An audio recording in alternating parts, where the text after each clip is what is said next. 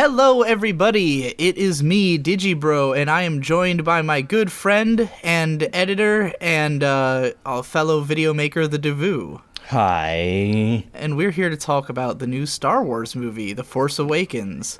Yeah. This podcast is going to be absolutely laden with spoilers.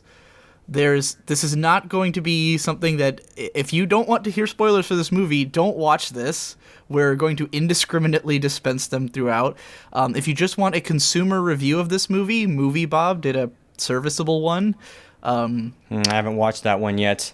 I'd say his opinion was pretty much the same as mine. I mean, aside from the fact that he presents it in the most obnoxious hipster way possible. Well, that's his. It's Movie once Bob. that started making him millions of views, that's what he does all the time. Okay, let's cut out any discussion of Movie Bob. Yeah. So, The Force Awakens, yes. I'm feeling a strong 5 to a light 6 on this thing. I'm feeling a solid 7, probably. Yeah. I think we should start by talking about our relationship with Star Wars, because that's going to be something people want to know going into this. How do you feel about Star Wars? I like them a lot as movies. When I watch them, I'm like, yeah, this is a good thing. It's a solid, great material that sticks with me, and I don't really care about it being all the expanded stuff. Yeah. All the expansion of it, it's like, look, I don't like lightsabers because like the stuff that's in it is cool because of how the story is told, because of how everything is put together, and how it's this like it sort of pays homage, or it says something about human storytelling in a deep way. Yeah. And once you take the lore out of that, or the characters out of that, it's just a slightly more charismatic generic sci-fi franchise. Yeah, I think I will say I think that lightsabers are, at least on some level, inherently cool. Yeah, they are. That was a bad example. That is one thing that's definitely good on their own. Yeah, lightsabers are definitely a cool concept, but they're elevated heavily by the way they're used in the original Star Wars trilogy. The way they're built up to. The way they're introduced, the way that scenes involving them are scripted and edited, yeah. Yeah, I would say that for me, one of the most powerful images in Star Wars is in the battle of Luke versus Darth Vader, when he just starts wailing on him. Like, there's a moment where Luke just swings downwards like 3 times, screaming. And, that's what, like, as an adult, like, as a kid, lightsabers were cool just because they were lightsabers. But as an adult, like, watching that scene made me think, man, lightsaber combat can be cool, It can be emotional. It's not so much about what the sabers are doing. It's about the emotions of the characters behind exactly. it. I'm going to stop that because most of my opinions are going to be like, thinking of, like, since Mr. Plinkett really summed it up so well, I'm sort of just acting like, well, obviously this is how that continues and that continues. Yeah. And so, yeah. I mean, I guess for the way I feel about the Star Wars films, because I saw all 6 of them as a kid, and none of them interested me at all. And I think that's because they're sort of... I grew up on cartoons. I didn't watch a lot of live-action movies, and so the movies came off as, like, dark to me. They're sort of darkly colored. A lot of it's set in space. And it just didn't grab me. And I think I saw episode 1 before the other ones, and I think that's the biggest issue, because episode 1 is boring as fuck. And so for me as a kid, like, episode 1 was just the most boring movie I'd ever seen. And that would probably ruin it, yeah. Yeah, so to me, like, my idea of Star Wars was that it was political. Like, I always thought of it as, like, a political sci-fi because the first movie, like, leaned so hard on the This is why there needs to be analysts, and this is why everyone needs to listen to them. My first encounter with Star Trek was Voyager, so I thought Star Trek was boring. My first encounter with rock music was nu metal, so I thought rock music sucked. Yeah, it'll do that. This is why everyone needs to listen to our opinions, and this is why we get them out there. Your first experience with anime was dubs, and you thought anime sucked for the same reason. So, because I first watched episode 4, and then episode 6, and then 1, 2, and 3, and then 5, spread out over the course of years. Jesus, that's a weird when I was like a little kid, and I remember there were so many little things I remember, like how they're just standing there in their control room, and then all of a sudden it cuts to the Death Star and it explodes. Ha! They didn't see that coming. So many little moments I remembered. Then I watch them as a slightly older kid. I'm like, these are great movies. And I watch them when I'm like 15. These are great movies. So that's my relationship with them. And then all this other stuff happens around them. It's just like, who cares? So that's what I'm looking for in a new trilogy, is telling a good story again. And I think if you want it to really feel as good or like the same kind of movies as the original trilogy, it would have to also say something about human storytelling, right? Yeah. Like, because that was something I was kind of thinking of with, like, how the trailers were showing some Darth Vader fanboy trying to be Right. a new Darth Vader 2.0. I'm like, okay, the first trilogy is sort of about, it's basically like reflecting on the hero's journey story.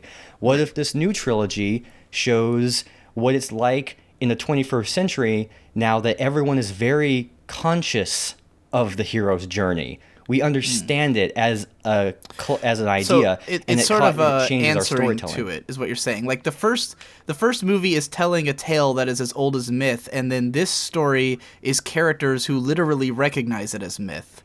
Yeah. Like to them, they literally see Luke Skywalker as their monomyth. It's like a mythical character who, for what's the girl's name? I can't ever remember. Girl. Do you remember? What was it? Rey. Rey like idolizes the Resistance and Luke as this legendary thing she heard about, and for Kylo Ren, it's Darth Vader is this like I'm Can't believe you remember his name. Wow, good job. Well, I've watched every Red Letter Media video leading up to this, where they kept saying like, who is Kylo Ren? Who's he gonna be? So his name stuck with me before I even saw the film. And his real name's Ben, incidentally. Spoilers. Named after Ben Kenobi, because that's what he shouted out at him. Han Solo shouted out, Ben! Oh, right, yeah. Yeah. Okay. So I assume he's named after Obi-Wan. Yeah, everything is related. The new It's Death like Star was poetry, the new Death Star was the cousin of the second Death Star. Yeah. Everything is related to everything. Yeah, we'll get into that eventually. The film of the movie was related to the projector. Yeah. Okay. I should edit these because I haven't done enough podcasts to know when something I'm going to say is going to be stupid. So I'm going to edit out any stupid comments, all right? Well, I'm going to edit this, so... Okay. Well, I'll make notes. And I'm not going to edit out anything. It's just going to be off. Fine. It's just going to be chaos, all right? I'm teaching Davoo how to podcast today. This is...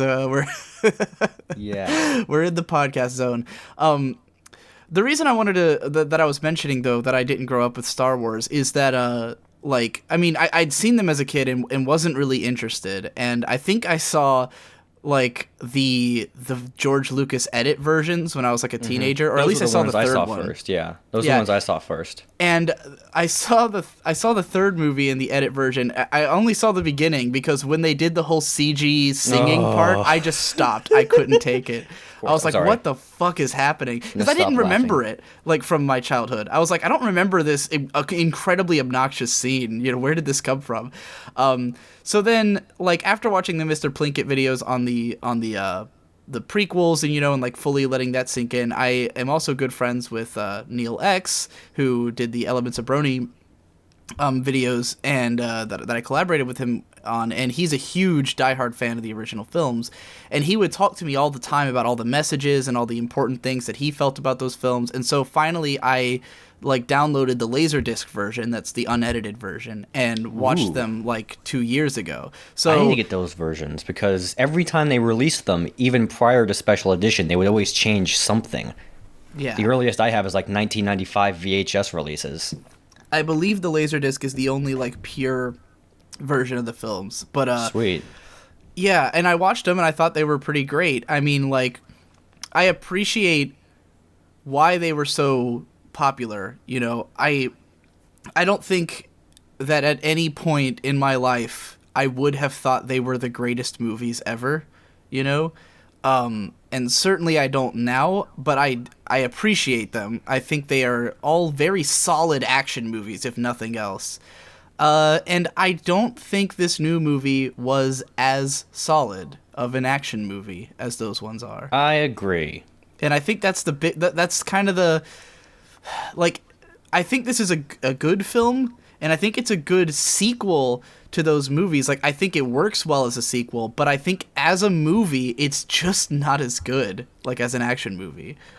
Recreating the environment of the original trilogy is basically impossible because the situation that led up to the original trilogy was a very specific roll of the dice between different creative visions and producers taking control and such. Right. So, who knows? You could probably do a 2-hour analysis figuring out how the way George Lucas writes the first draft sets up an inspiration in the producer guy who took it away from him to do it in the right way.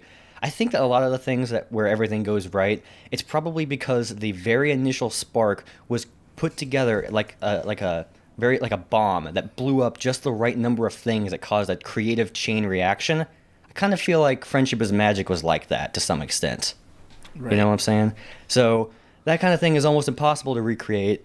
You know, I can sit here on my analysis high horse and be like, oh, I understand. I know how to do it. We know. I guess it's hard to think of J.J. Abrams as much of a visionary, where, like, well, yeah. George Lucas is a crazy man, but he's also a visionary. Like, he definitely has, like, these ideas, you know?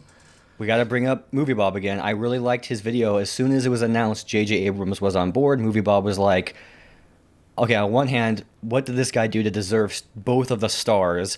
Right. And then second of all, this guy is not a visionary. This guy is a by-the-numbers person who knows how to appeal to generic movie-going audiences and is able to appease reviewers and nerd fans just enough to get a 70% fresh. Right, just enough that the movie will do well and it will get a sequel, you know.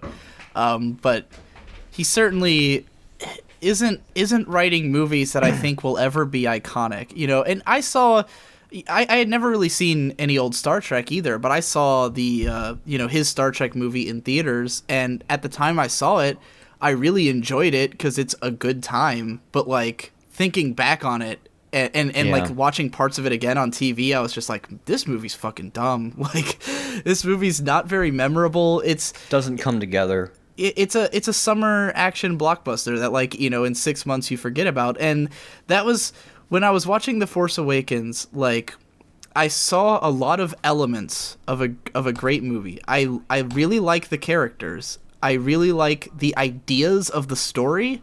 Like the idea of I like the idea of a stormtrooper becoming a conscientious objector and leaving. Great. Yeah. Although I don't like the way it's handled, but we'll get into that when we, you know, get more in depth.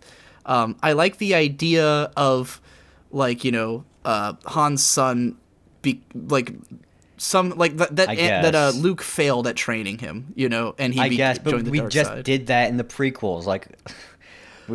Well, it's like poetry. It's like they rhyme. It goes in cycles. The Jedi just suck. Every time they try to train someone, they just fail. They're pretty bad. These Jedi, I can't take them seriously anymore. Well, I mean, Luke was a good turnout. Yeah, like just. I don't know. I kind of like the idea. I guess if it would be better if the prequels didn't exist, and then this wouldn't be so bad or it wouldn't be so repetitious of a concept. Absolutely. Yeah. But like I do like the idea that, like, a hero can't necessarily train another hero. And it could be handled really well in the sequels. And that's like the biggest problem with this movie really is that it's impossible to know if this is going to turn out good. It feels like the Ava Rebuild movies, which I know you probably haven't seen, but like... Well, I've watched the demo analysis, so I get the idea. Where people always say, like, you know, the second and third one are, like, they're not, like, bad movies, but, like, as Ava, they feel so, like, against the point, and you can't really know if the fourth one's gonna make it all right, you know, or if by going far enough, like, oh well, maybe they're just setting stuff up, and then it's all gonna make sense in the end, and it's all gonna feel like art, you know. With this movie, like, the setup that's not how it works. That's not how it works. It doesn't. You don't have first two acts that are boring, and then the third act makes it all good. That's not how it works. At absolute best, the third one will be amazing in its own way, and then you'll just skip the first two. Yeah. I mean, like, I am definitely interested in why Kylo Ren is a bad guy. Like, how did they fuck up? Like, how did Luke fuck this up? I want to know that. But well, if you want to find out, you're going to have to read the comic books, the TV show, the Lego game. I think the second movie's going to be about that. You know? Well, they're going to talk about it, but I'm just thinking of this from a business perspective. The amount of money they make from the in-between stuff, it seems like they deliberately put something, they put some more generational failure in there so that they can make all these side stories that happen in between. I don't think that'll happen. I think the side stories will be about Poe, the like pro pilot guy. Oh boy. I think he'll have side stories about how he got involved in the Resistance. I think there'll be maybe a side story about that girl who, like, the female stormtrooper general, like the one who's leading the stormtroopers. She'll have a side story, But Kylo Ren is I think he's the main character of this trilogy. Like, he's they the were one obviously with... wanting to, they want to do the whole Hayden Christensen, Anakin Skywalker better this time. Right. So this guy, he's got droopy black hair, but it's more like saturated and thick. Yeah, and it's he definitely looks surprisly like Hayden Christensen, which is a little weird. My friend was in the theater, and she turned to me and said, "He looks just like you. He's got the same hair as you." I'm like, no, it doesn't. No, not. Your hair's much taller than his. But yeah, I feel like he's gonna be like the main character, and I am interested to know his story. But that's the thing: if his story does not turn out to be good, then the whole trilogy will be shit. Listen, like, if his story turns out to be great, you'll still be bored during the first movie. Because you're right. I actually agree. Here's Darth Vader and Luke. Darth Vader is cool. Luke is afraid of him. And then Luke gets brave and tries to fight him, and Darth Vader is more cool. And then you find out they have a familial relationship. Right. They're cool first, and then you get invested. No one cares if someone is someone's son who you've never heard of. It's too J.J. Abrams. It's too mystery box. Like, I guess the other aging Harrison Ford movie did a little bit better with the Indiana Jones 4, where it's like you meet the kid from Holes, and then you find out that he's Indiana's son. Isn't that right? So, like, even that if that dynamic wasn't necessarily great, you get to enjoy them as characters first, and then get to care about them having a familiar relationship. Like do it like that, I would say, because we don't care yet. Yeah, I'd say I don't think Kylo Ren would be interesting to anyone if not for the first three movies. But at the same time, I think that the advantage of this movie is that it feels like a sequel, and it doesn't feel like a reboot to me. Like, and that was surprising. Feels like a bit of a retread. Yeah, a retread, sure. But like, what surprised me about this movie, because what I expected to happen, I expected to go in and it would be about these new characters, and then it would bring in the old characters. And it wasn't really like that. I mean, it structurally it was like that. But the very first thing, when the movie cuts on, it's like, Luke Skywalker is missing. That's the first thing in the text crawl. That was, other than the thumbs up lighter, that was my favorite part of the movie, was that opening text scroll. That immediately got me super invested.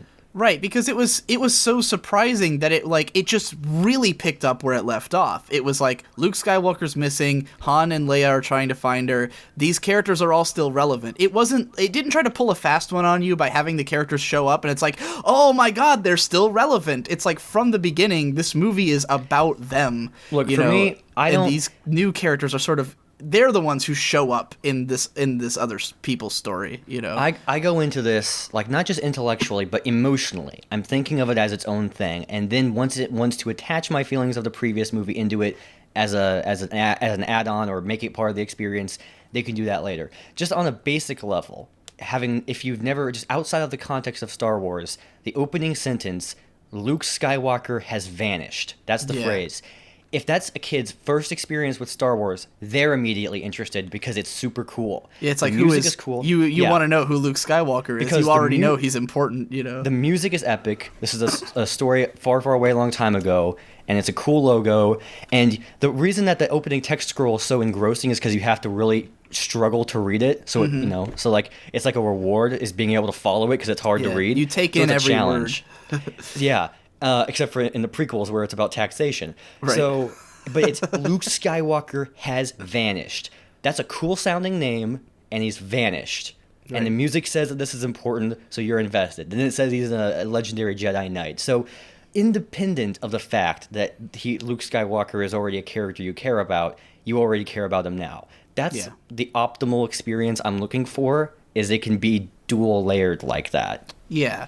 And I think the places where this movie succeeds were in the dual layering, in the this is all, like, not only do I like these new characters, but this is actually a sequel, and it's not it never felt like a reboot to me. Like, that's just how I felt. I never felt like this was like coy about calling back to the first films. It just is. It's just calling back to them. It's like, here they are. Here's the old characters. They are in this movie. You know. I guess you could put it this way: is that when you go back and watch the original trilogy, you can then, like, you're watching scenes in the original trilogy and you're foreseeing scenes from this new one, and it's logically making sense. Whereas if you watch the prequels and then you imagine the original trilogy happening after that, a big clash happens and you pass out because it doesn't make any sense. Right. I think if you went into this movie wanting to know what happened to Han, Leia, and Luke, it gives you an interesting answer to that question.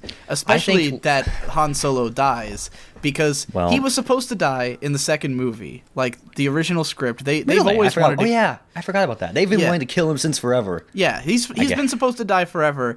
And I think that while the pacing of this movie made it seem a little weird and forced, like, I like the idea that Han Solo, after, like, losing his son, spent probably 20 years, like, just roaming, you know, just being this seedy guy that he's always been. And then the moment he finally tries to, like, reconnect with his son, like he's always feared doing it, and he gets killed, but in his last moment you can tell he was glad that he tried, you know, like, he puts his hand on his son's face, like, I forgive you, you know. And he said, one of them said thank you, wasn't it? It was Kylo. He was thanking him for letting him fully embrace the dark side by killing him, you know.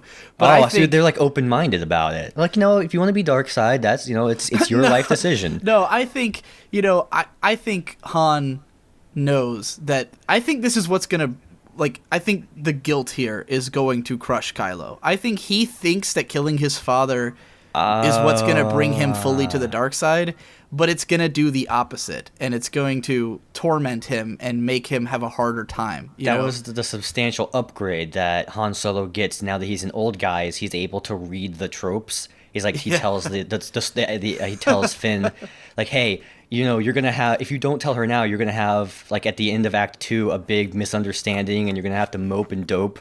So how about you just confess whatever secret you're holding now? You know, like, he's able to... Yeah, girls always know when you're lying. That's what they always find out.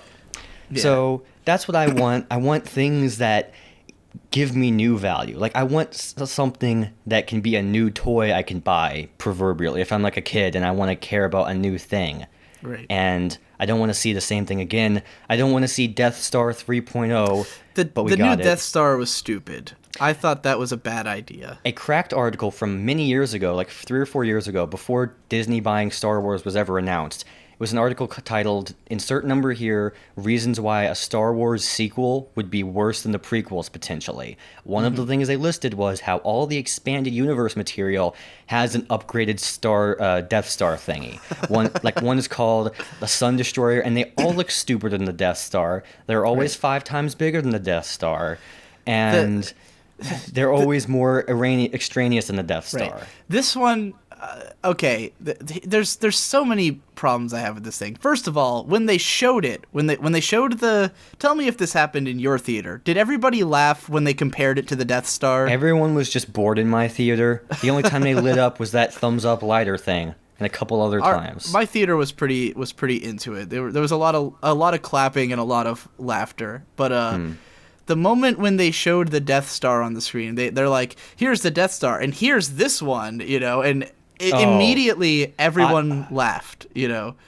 Yeah, it's just like, this one, its power levels are insane. Oh my gosh. Right, and they hung a lampshade on it even. They had, like, Han Solo be like, oh, so it's big, so what, you know? But, like, that immediately made me like, why the fuck did you have to put it in then? Like, you knew it was stupid. If the way that they show it is like, we know how dumb it is to just build a giant super Death Star.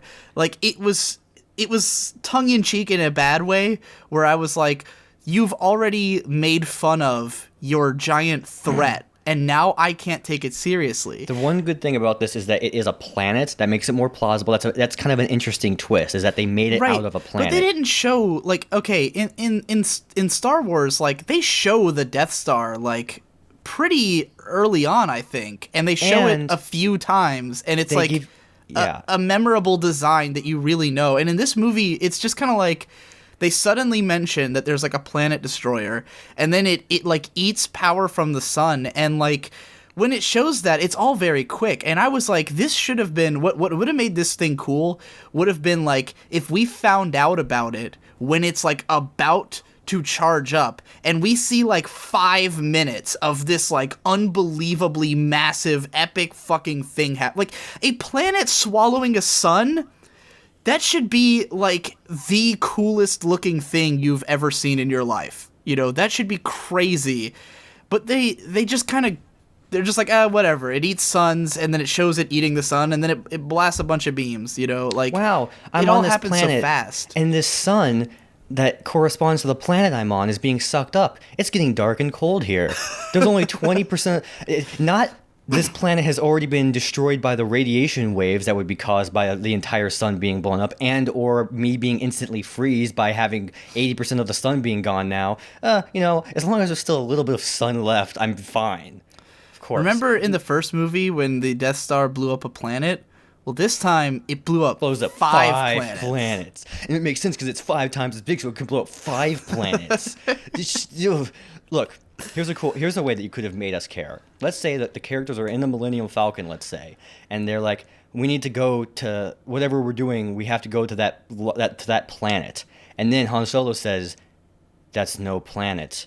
And so then you take in the fact that it's a planet, but then you realize it's something more. Although that's literally the line from the first movie, I believe. My point is, that's how they did it in the first movie. Right. This is a problem with the movie in its writing, but mostly its directing, is that you will see something up close, and then you'll see what you're looking at. For example, when when she like puts some spices into a soup and makes bread somehow. Yeah. You see the first shot in that room is her, you know, on her table doing stuff, and then it cuts to her room overall.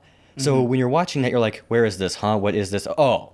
Right. And likewise, when the Nazi speaker is speaking to the Nazi soldiers, right. The camera is looking at him and his stage, and then it cuts to the people. So it's like this. It's like, okay, where he's making a speech, he's talking to people. Who is he? Oh, those people. Gotcha. It would have been more effective if you see the whole... the movie is like that constantly, and it always was throwing me off.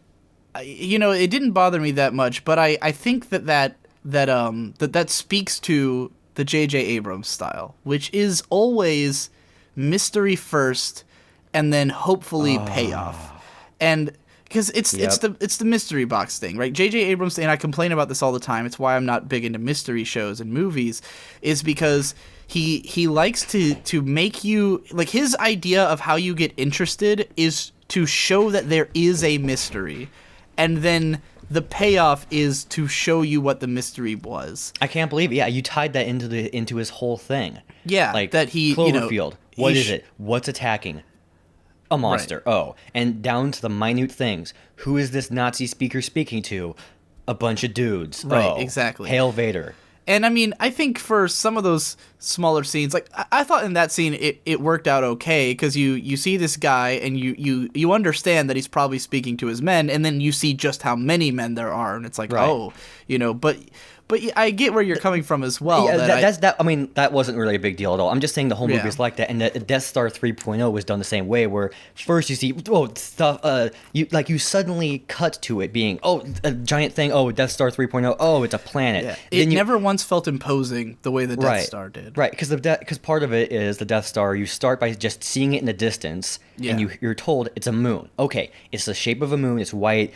And then you get closer, and then you realize it's a space station. Yeah. And then after seeing it for a while, then you find out it shoots a big thingamajig. And you know, that makes it feel more sci-fi, too. Because one of the most interesting things about space is that you see things and they look small, and then they keep looking small because you feel like you're traveling. You feel like you're traveling fast, but then once you're actually close to it, it's fucking enormous. And so like, Man. it's a great sci-fi trope to see something that looks small and then you realize, oh my god, it's fucking huge. Speaking of seeing something from a distance in space, oh man, what's happening on our planet? A planet right next to us got blown up. Oh no, the next one's heading for us. Maybe it came from that giant death machine that was being built right in front of us for 10 years. Okay, look.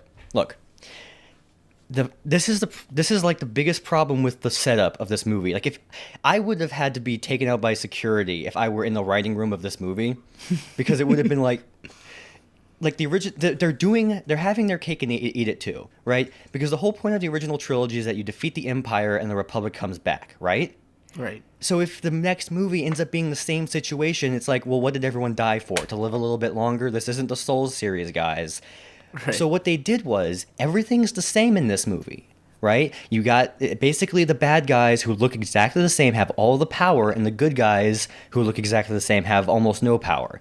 There is a but there's supposed to be a republic out there somewhere. Yeah, now that you mention it, that is weird. Watch anyone who didn't think about this. Watch the whole movie die before your eyes and ears. Yeah. Because look, because they're not really in control of the galaxy. Right. This absolutely drove me insane. Look. They're even more like the Nazis this time, which is why, like that speech is like, okay, great. They're even more Nazi-like. The real Nazis never got that close to being in control of everything. They got to where they were by finagling every little country they could until everyone turned on them. Right. If the point is, in the original trilogy, the bad guys have like 99% of the power. The good guys have 1%. So you can build a giant death machine right in front of their planet, and there's nothing they can do except hopefully steal your plans. But this one, the bad guys are building a giant death machine pointed right at 5 of your planets, and the Republic... why do they have the money for it? Why do they have the power to do it? At maximum, since they've only been around for 30 years, at maximum they should have like 40% of the galaxy power, right? Right. So the Republic should be like, excuse me, what are you building that giant death machine for, and why is it pointed at 5 of our planets? Right. And then brings to the question is, how does destroying 5 planets that are all in the same system take out the Republic? Doesn't the Republic have more than 5 planets? Yeah. It's, well, I don't think it was supposed to have taken out the whole thing, but they were taking out the Senate, I guess. But I'm not entirely sure. This will be the end of the Republic, and it's like, right. Yeah, well, I think he meant it would should... be the beginning of the end. Like, I think it's more of a rousing speech type of thing than like literally. But like, why wasn't there? There's no way the rest of this movie can really make sense. Like, even if everything that happens, every single moment in the next 2 movies makes perfect sense on their own, you'll always be wondering, why did the Republic let them shoot those things at them, and why did they immediately retaliate? Like, okay, does the rebel fleet, because they're called the Rebellion, they're basically ISIS, and the Republic is Qatar and stuff. Because the thing is, they refer to themselves as the Rebellion, right? So that would imply that they are not the ones in power. So if the new guys have to take out the guys who are in power, then why are they the Rebellion? Why aren't the bad guys the Rebellion? Right, like the closest equivalent to modern politics in the world is like the First Order is like the West, except probably not as powerful, and then the Republic is like Qatar and Saudi Arabia and Iran something. Those countries that are civilized countries, but also a lot of people in those countries fund ISIS and Al-Qaeda and stuff. So basically, they do it secretly, though, because that's what the Nazi guy said, was that the Republic is funding the rebellion. Did they say so that? Makes you, yeah, that's basically what we're saying. But why are they why are they considered a rebellion? Why would they refer to themselves as the Rebellion when they're the ones who have more of the control, it seems like? Because this movie wants to have its cake and eat it too. Right. The more I think about it, the more confused I get. And like, I don't know if maybe the idea is that the First Order does have more control and that they just like it's not explained enough. It's just there's not enough information. In that case, then it means that fighting in the previous 3 movies feels kind of anticlimactic. That's the reason you want the evilness to take a different form, to feel like a different thing. Yeah. But all they did was they just said it's different. They claimed the context is different by saying, oh, well, the Republic is there. But it didn't feel different. And then it created a massive, literally solar system-sized plot hole. Right. So, bad. My biggest like issue with this movie, like, as I was watching it, was that the first half of this movie feels very organic. Like, it feels... Well, not very, but it feels pretty organic, right? Like, we understand the characters' motivations, where they are, where they're going, like, why it's happening. We see, we spend a lot of time with Rey on her planet, and, when Poe and, damn it, what's the black guy's name? Finn. Slipped out. Finn. When they show up on the planet... it all makes sense and it all feels right. And then they get the Millennium Falcon, they go out, they meet up with Han Solo, right? Coincidentally. And it felt pretty quick. Like, that's the thing. That's where this movie starts to fly off the rails for me, is when everything starts happening too fast. Because I can accept a lot of coincidences. I'm fine with that. The problem is when you make them look like they're happening literally one after the other. Because it's like they leave in the Millennium Falcon, and we do get like a little bit of them like maintenancing it, but like then immediately they get caught by Han Solo, and then immediately he has trouble with these other people who are trying to capture him. So then they go immediately to the next planet, and like we have that little scene in the bar, but then within like 5 minutes, then for some reason Rey gets called out to by the lightsaber out of nowhere. She just starts hearing a voice in her head, and she goes to touch the lightsaber. Suddenly, and immediately lightsabers, after this, the rebel fleet and the what the fuck are they called? The First Order. They all show up on the planet, and a big battle breaks out. And like every single one of these periods felt like there should have been some time. Like, there should have been a little while that they were... Maybe if they had shown the Millennium Falcon that those two floated around in space for a couple days before Han Solo picked them up. Or maybe if they had been with Han Solo for a couple days before he gets attacked by these guys. Or if they had stayed down in that bar for more than 10 minutes before it got attacked by everyone. And then it, like... I was pretty into the movie up through the scene because I liked the old lady alien thing. She was fine. The lightsaber stuff, while out of nowhere, I was at least interested in, like, okay, this girl's got the Force. Like, I wonder why. I wonder what's so special about her that she has Force powers. But then from there on, it just, like, it just keeps getting faster. Like, every scene feels like it has less and less time. Leia shows up and, like, her and Han talk for, like, 2 minutes, and then Finn's like, we gotta go, save the girl. And they're on the fucking planet, and then everything's blowing up, and it's just like... There's never, like, 5 minutes to sit down and have two characters just, like, talk or to, like, let you feel engrossed the way you did at the beginning, Like, hey, give the prequels credit. They had plenty of that. The problem with the prequels is that the cities don't feel right. They don't feel like places people should live. Or there's no detail and they have nothing to do with the plot. Right. Okay. There's a lot of detail, but there's no, movie, like, good details. Early into the movie, like literally as soon as the stormtroopers showed up and killed Obi-Wan Kenobi, I was like, all right, it's confirmed. I don't like the aesthetic of modern movies in general. Right. Like, I don't, because I was so encapsulated by, enraptured by the opening bit and the text scroll and the music and all that. And, and it's got... And it made me think, this isn't like a nostalgia thing. I wasn't raised in the 80s. The aesthetic of movie... Like, I watched Back to the Future Part 2 on Back to the Future Day, and I'm like, man, movies, the cameras were more still, and I could understand what was happening more, at least when they were done good. And this is supposed to be top-of-the-line filmmaking. I can't always pay attention to what's happening. Everything shakes. And the Avengers, the biggest blockbusters in Hollywood, everything shakes. The Hobbit movies, they were shaky before, but then I watched The Hobbit and it shakes. Where am I? What is happening? I don't know. I can't feel it. Yeah, I think that was the worst, like, in terms of visuals, I think the worst scene was when the shootout started, and it was a little Probably. hard to tell what was going Because, like, on. as soon as the text scroll was ending, I'm like, oh boy, it's gonna be generic McModern movie, and I'm gonna be annoyed by how it clashes with how classic this feels.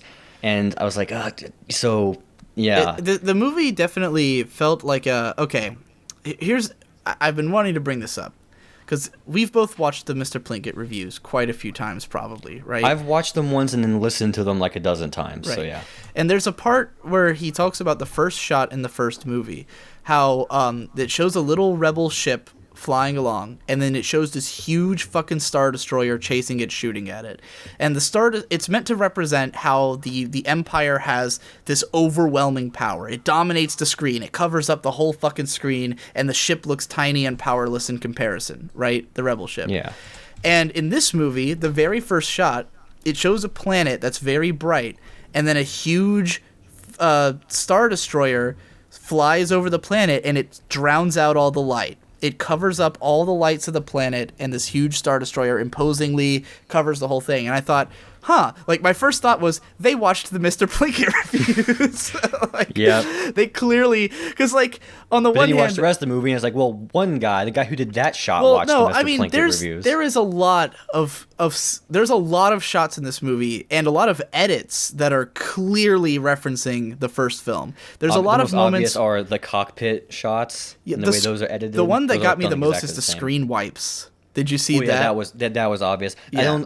They better bust out the clock screen wipe because those are cool. Yeah, there's the sideways screen wipe. There's a lot of moments that I felt like, yeah, that looks exactly like how it looked in the first Star Wars film. But then there's other moments that are obviously like, well, it also had to be a modern movie, and I wasn't completely bothered by it. But what did bother me the most was that when it does get to the big modern like cool scenes, like the stuff that's supposed to look cool, it didn't have time. There's a scene where the planet starts, like, where the laser starts firing, and it shows, like, all this snow, like, start melting into the planet, and, like, the whole fucking ground starts dissolving, and it was, like, really cool, and it's only 5 seconds long. And I was like, all the effort they put into that shot, if that shot had been 15 seconds long, if it had been like this panning out shot of the whole world sinking in, which is something that that I think like Roland Emmerich and the disaster movies actually do well, like 2012 and movies like that,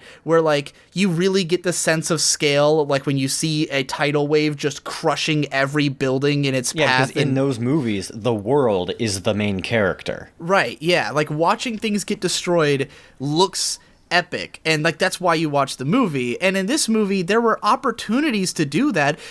I mean, think about how epic of a concept it is that this planet swallows a sun and then transforms and fires a giant laser. Good point. I had no appreciation for that when I watched it. I'm just like, oh. It swallows a sun.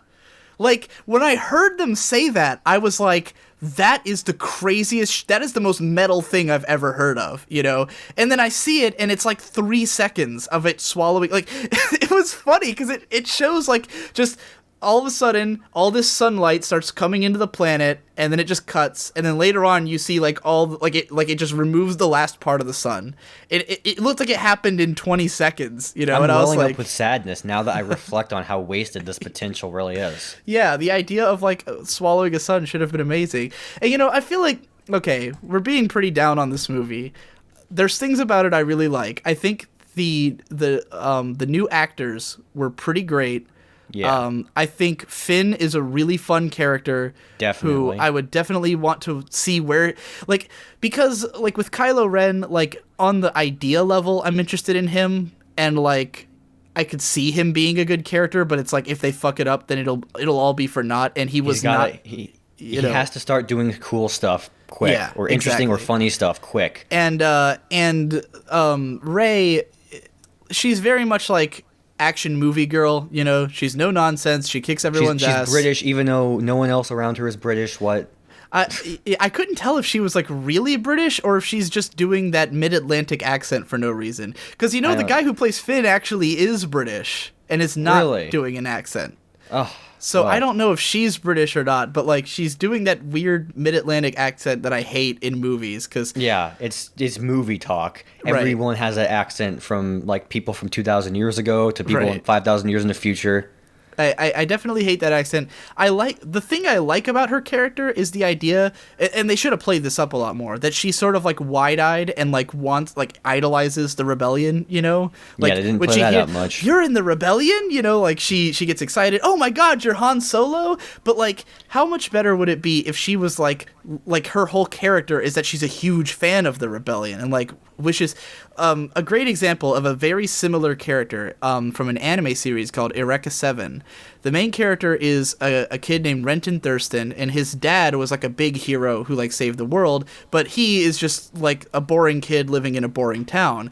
And like he idolizes these people from this ship called the Gecko State because they're all like surfers, like space surfers, and they're also like a rebellion movement and stuff. And like, but they have like a magazine that they distribute, and he's like a huge fan of this magazine. He loves these people, he idolizes them, he wants to be like them, but his life is boring, and he lives on Earth, you know. I mean, not on Earth, but on well, I guess it is Earth, but like, when they show up in his town, then he's like, oh my God, it's you guys, I want to join you, you know. And then he joins, and it turns out they're all shitheads, and and it's the worst. But like, if she had been like that, like, which Luke was kind of like. Luke was like, I live on this boring planet, I want to get out of here and go see the world. It was weird that she is such a fan of the rebellion but didn't want to leave her planet. She was waiting for her parents or whatever, who were never coming back, and it was like she had two different character traits that had nothing to do with each other, you know. I thought at some point she was going to see her family. I thought that was what they were building up to. But then the old lady says, you know they're not going to come back. Oh, whoops, Right. I'm the audience. I didn't know that. I didn't know they weren't coming back. Oh, okay, so it's a completely different kind of backstory. Got it.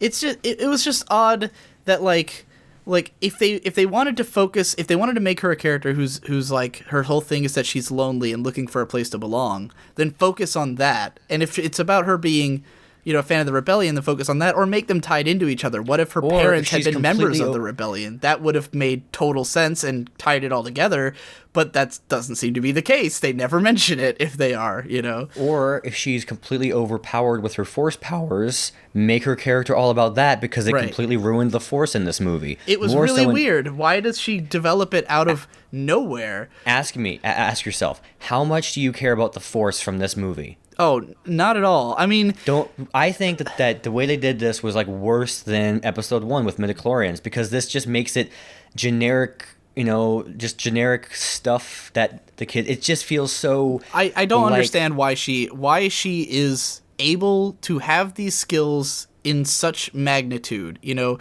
where like with Luke, they sensed that the force was strong within him, but then it took tons of training for him to get good. You know what this actually is a lot like is Gundam, and I'll explain to you because I'm sure you don't know enough about Gundam, but in the original Mobile Suit Gundam series, someone said Gundam. Someone translated some word from some language in the movie and said Gundam. I was like, oh, well, that's what that means. I think it was probably Gungan. It was probably Gungan. No, I don't think Gungans are gonna be in these movies. Oh boy, just wait till we see that one very alluded to Gungan Sith Lord. Oh, so, no. You saw through my plan all along. It was me. Oh, jeez, you sound like Mario doing that voice. You know, in the first Gundam show, the main character Amuro Ray is like a kid who ends up piloting a Gundam, and it's not really suggested at first that he's like exceptionally good at it for no reason, but over the course of the show, they sort of understand that he is a new type, which is basically like humans are evolving to live in space, and he is part of this new evolutionary race called the new types. And because they're evolved to live in space, they have like better perception and they pseudo psychic connection between them. And so he can pilot the Gundam super well, right? But it's more like in Star Wars, where it just kind of feels like a natural thing that comes out about his character. It doesn't feel like it defines him. Well, then in each Gundam show after that, each new main character is like an even stronger new type. And it gets really bad in the third series, Double Zeta, because it goes Gundam, then Zeta Gundam, then Double Zeta Gundam. And the opening theme of Double Zeta shows like a monkey and then like a human, like it shows like the evolution of man, you know, and then it shows like the monkey like become the man, and then it shows Amuro, and then it shows Camille, who's from the second series, and then it shows Judo, the new character, and he's the final stage of evolution. And like, and this is what we call spectacle creep, right? Or power creep. Yeah. Now, the Death Star 3.0, that's spectacle creep. They made it the way they did because of the previous movies. All throughout Zeta Gundam, there's like a character who the main guy like fights against, who's sort of like supposed to be like the best pilot of like the best non-new type pilot basically, but he's like he's on par with the new types throughout the show. And then in the new show, the new main character like beats that guy in the first episode, his first time piloting a Gundam, like, because he's just God. Like, he's just all powerful. And this keeps happening in a lot of the alternate century Gundam shows where it'll be like the alternate timelines. The main character is just so good that there's no competition for him because he's the new type. He's the best new type of them all. And it's like, that's like, Luke wasn't interesting because he was the strongest Jedi. He was interesting because he had the strongest heart and was trained by the strongest Jedi, and he's the only Jedi, you know. This girl, there's no reason that she's so strong. Like, since when is the Force something that you just, I mean, the prequels is the answer to since when, but since when are you just born with a lot of Force, you know? All right. And I mean, I think, didn't George Lucas like play down the midichlorian thing in episodes 2 and 3? I think they kind of wanted to shove that under the rug. Okay, the thing is, the Death Star 3.0, that's spectacle creep. They deliberately said, you know, they had a chart, like, here's the regular Death Star, and here's the new one, look how much bigger it is. But that's not the case with the new type Jedi girl, because it doesn't go, you're even more powerful, ugh! It just sort of happens. And you know, here's the real reason I figured out. There is an extent to which this movie does represent its age of storytelling. So the reason that Luke, not the lore reason or the plot reason, but the narrative reason that Luke learns about the Force, he hears about it, he kind of does a little bit of it here and there, he sees it. At the beginning of the second movie, he can just barely, to save his life, pull a lightsaber 3 feet off the ground to save his life, right? He slowly gets good, The reason for that is because of all the other stories about the young man who begins his journey and very slowly builds up and eventually becomes. I think I know where you're going with this. You're going to say that we already know all of the Jedi powers, right? Is that the issue here? No, not that, no. I'm talking about all those stories that came before Star Wars, all the storytelling that Star Wars reflects, the culture that Star Wars reflects. It reflects that story. This one reflects Harry Potter and The Hunger Games and Divergent, where the main characters in these stories are overpowered, and all these light novel adaptations and light novel stories where like the character starts off amazing, and the girl is called by her weapon. It's just like the weapon in the Asterisk War, where it's that thing where like the weapon just loves you, and then she can pull it 17 feet off the ground with no experience, because that's just what stories are like. And that's how the movie is played up. It doesn't play up the fact that she's the best Force lady ever. It just goes, oh, you're the main character, you get the powers, because that's what storytelling is like now. I just, like, to me it was weird, because I'm pretty sure that in the third Star Wars film, we see Luke towards the beginning use the Jedi mind trick for the first time. And it was something that Obi-Wan Kenobi had used. You know, we'd seen Obi-Wan use it in the first movie because he was like the best Jedi. He was the only Jedi we knew about, and he's an old man, and he's probably been doing this forever, right? And then when Luke uses the Jedi mind trick in the third movie, it's after we haven't seen him for a while. We don't, like, you know, we knew he trained with Yoda in 2, but then, like, there's a sort of a time skip, and we get to this new movie, and, like, Luke seems like he has more presence, he's trained more, he knows his shit, and he uses the mind trick, and it's like, oh my god, he has the power of Ben Kenobi, you know. And in this movie, this girl, and you know, I think narratively the way they get away with this is that they have Kylo Ren try to read her mind, and sort of through the push and pull of them reading each other's minds, or like, you know, she ends up getting as much out of him as he gets out of her, and she sort of figures out that she can do a Jedi mind trick. But to me, that always felt like something that you would have to like really understand the Force to do, you know? And Right. I would not be I would not be unwilling to accept that you introduce a new character who has all these powers at the beginning, but I need to know why. Like, okay, I'm going to talk about a character who actually the design of this girl really reminded me of, which is Nazca from Nazca of the Valley of the Wind. Does Nazca have 3 completely extraneous pigtails in the back of her head? No. Mostly, when I say she reminds me of her, I mostly mean in the scene where she's at the very beginning when it first shows her all dressed up in all the gear and she has the staff on her back and she's like investigating the hollowed out ship. Because in Nazca, that sort of happens where Nazca's usually geared up pretty heavily and she goes out into the forest and is like, you know, sort of seeking through the wreckage of a more of a biopunk setting. But like the imagery of that scene, I would not at all be surprised if it was in reference to Nazca, like the film. But in the original manga, Nazca sort of is overpowered, right? Because she has like this really intimate relationship with the world that the story takes place in. But it's understood from the beginning that like she's always been this way. That like she talks to the insects, she talks to the plants, and she like understands them, and like she has this connection to the world that is very similar to the Force in the way it's presented. But like it totally makes sense for her to be that way from the beginning of the story. And Nazca is sort of like she kind of is like a Jesus allegory throughout the story. Wow. So like the way that it comes off makes sense. This character, I don't understand why anything about who she is or her personality would lead to her being great with the Force. I just came up with a way that we could do the whole explain why she's overpowered and do the representation of what I explained at the beginning about how, what if this movie reflects the culture being self-aware about itself and its tropes, right? What if there's like this girl who's a super big fan, a history buff of that war from 30 years ago, and she studied everything about it, and she knows all these things about it, like Star Wars nerds who can spout off lore better than the writers can, right? So she spent so much time studying it and practicing it in her own right that when she gets flung into the action, she's completely in over her head and she could get killed at any moment. And it would have been great because she idolizes the rebels. Right. It would have been this would have fit with her character, like even what they have. She's done so much in-home training.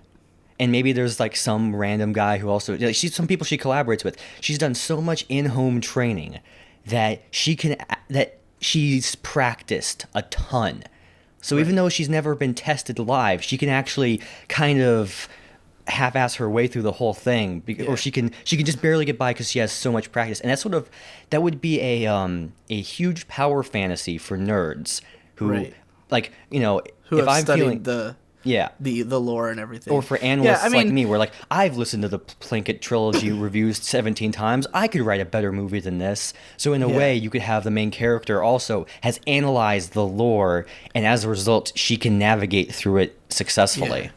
I think the fear with that, with revealing that way, would have been that it was too much like Anakin, where they kind of find him and he just is powerful, but he didn't know the lore at all. He just was great for some reason, you know. I think when he was a kid. I think that movie, I think the prequel trilogy did a slightly better job. I mean, it then ruined it by making a completely different character, but the first movie set up this kid is powerful. This kid has a great ethic. Like my favorite scene in the whole prequels is when at the beginning of the pod race, the pods have been sabotaged. There's one guy that completely loses his shit and just goes, you stupid contraption.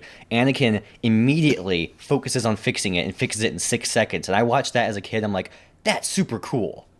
Yeah. So you were sold on the idea that this kid Anakin could have been a good character just if they wrote a good movie about him. But like I think with Rey, like there's a lot of elements of a good character there, but none of it comes together, and it's super confusing. I didn't understand why why the lightsaber called to her, because that was just fucking contrived as shit. Like, that was probably the worst scene in the movie to me. And then she has the trippy thingamajig. Like, what? Right. Huh?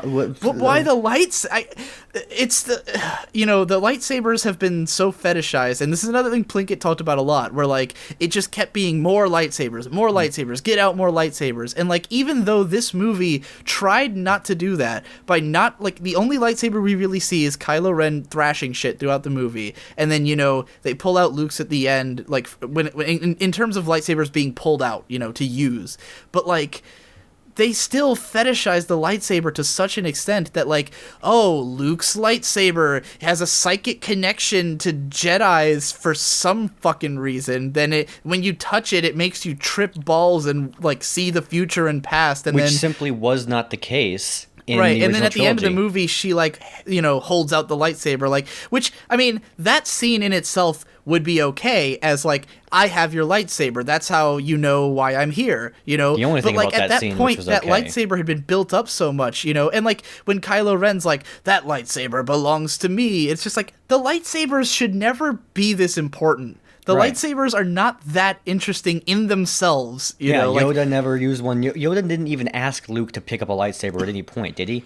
I don't think none of the training scenes ever had that. And as, Plinkett went over this, the Sith Lord is like, oh, your Jedi weapon, get rid of it. And even Obi-Wan, it was like, oh, they're great. They're way better than the blaster, I'll tell you that much. And this is one of the things about when you watch the Star Wars movies, you may be surprised just how much it undersells almost everything. Almost never is there a dun dun dun, except for when there is. There's only a few things that are played up dramatically. Most of the time, it's very strictly fits in with the style of a film serial where it's just stuff is happening, it's well shot, and you got the camera isn't trying to make everything the most important thing ever. Like, the whole planet gets blown up. Whoops. Boom. No. This movie has moments where it taps into that. Like, I thought it was clever the way they did the Millennium Falcon, where she says, before they show it, she says, oh, it's just a piece of shit. They run past it, and then she's like, I guess we'll take the piece of shit. And then they show it, and it's like, oh, the piece of shit was the Millennium Falcon. And it didn't dwell on it. It just showed it, and it was like, oh, fuck, and everyone in my theater laughed. Dwell on the Millennium Falcon. Like, oh, we are the rebellion, we have all these ships, but we're still going to use the Millennium Falcon for some reason. The one that barely works, of course. Yeah. Oh my god. And why the fuck, at the very end, why did they just send the girl to go get Luke? I did not get that. Because they've said, like, okay, fucking Leia is sitting there like, I'm looking for Luke. We all are looking for Luke. We've been looking for Luke. We want to know where he is. We have the droids. And I can't even begin to say how fucking retarded it is that R2-D2 just was asleep this whole time and then wakes up because? Why did he wake up? Now, look, there's an explanation that makes narrative sense and plot sense barely. The lightsaber called out to her. So therefore, like, oh, you're the chosen one. Chosen one, go meet Luke by himself. He's obviously very misanthropic. But she had already met, like, they established, like, all of the major characters have been, well, I guess she wasn't at the Rebel base at the time, so I guess there's that. Like, I just, they say, like, oh, R2 hasn't turned on since Luke left, and then the little robot goes up to it, and R2 doesn't turn on, and then he suddenly does at the end, and, oh, it just happens he does have the entire rest of the map, And even if R2 just happens to have a map that is only missing one tiny piece, and, like, couldn't he have just shown them that, and they could have gone, well, obviously Luke's in that area. Look, these people aren't that smart. They don't even notice when a death machine is being built, like, right next to them. So they're not that perceptive. Look, that whole thing with R2-D2 and sending her made a little bit of sense in the sense that, okay, we've already established that she's the chosen one. It's already done in itself. But why does R2 sense that? Like, because R2 is just a fucking droid. Yeah. That's like, at least the lightsaber, at least I could accept that, like, the Jedi have this force thing and that maybe the lightsaber is a conduit for it. But why R2? He was just a droid. Like, what is so... It's the fetishization of the original iconography. Like Yeah, R2 stone. is something Luke built, so therefore it's psychically connected to Luke. I don't know, Wait, and it senses this. Oh, this girl smells like Luke. Like Hey, like R2 is a commenters, dog we know recognizing he didn't its build master. R2. He bought R2 and cleaned him Yeah, up. whatever. Yeah. You know what I mean? Yeah. And okay, look. But for me, it was more annoying that they send Han Solo on the mission. Geriatric action heroes. Go vote it Yeah. up, guys. That made no sense. I know that he wanted to. Maybe the rebellion could be like, okay, you want to talk to Ben, you want to try and persuade him, fine. But we're also gonna send like a fit guy, Yeah. and we're not gonna send you Like on the broken guy who ship we that don't barely works. we're sending the old man who it doesn't even work for the rebellion, and the guy who we only barely trust because he originally works for the bad and guys. then he and says could be he's a double janitor. agent. I thought he was joking because it's so badly delivered. Like, oh, he's actually been a janitor this whole time. Okay, but he was actually in combat. What?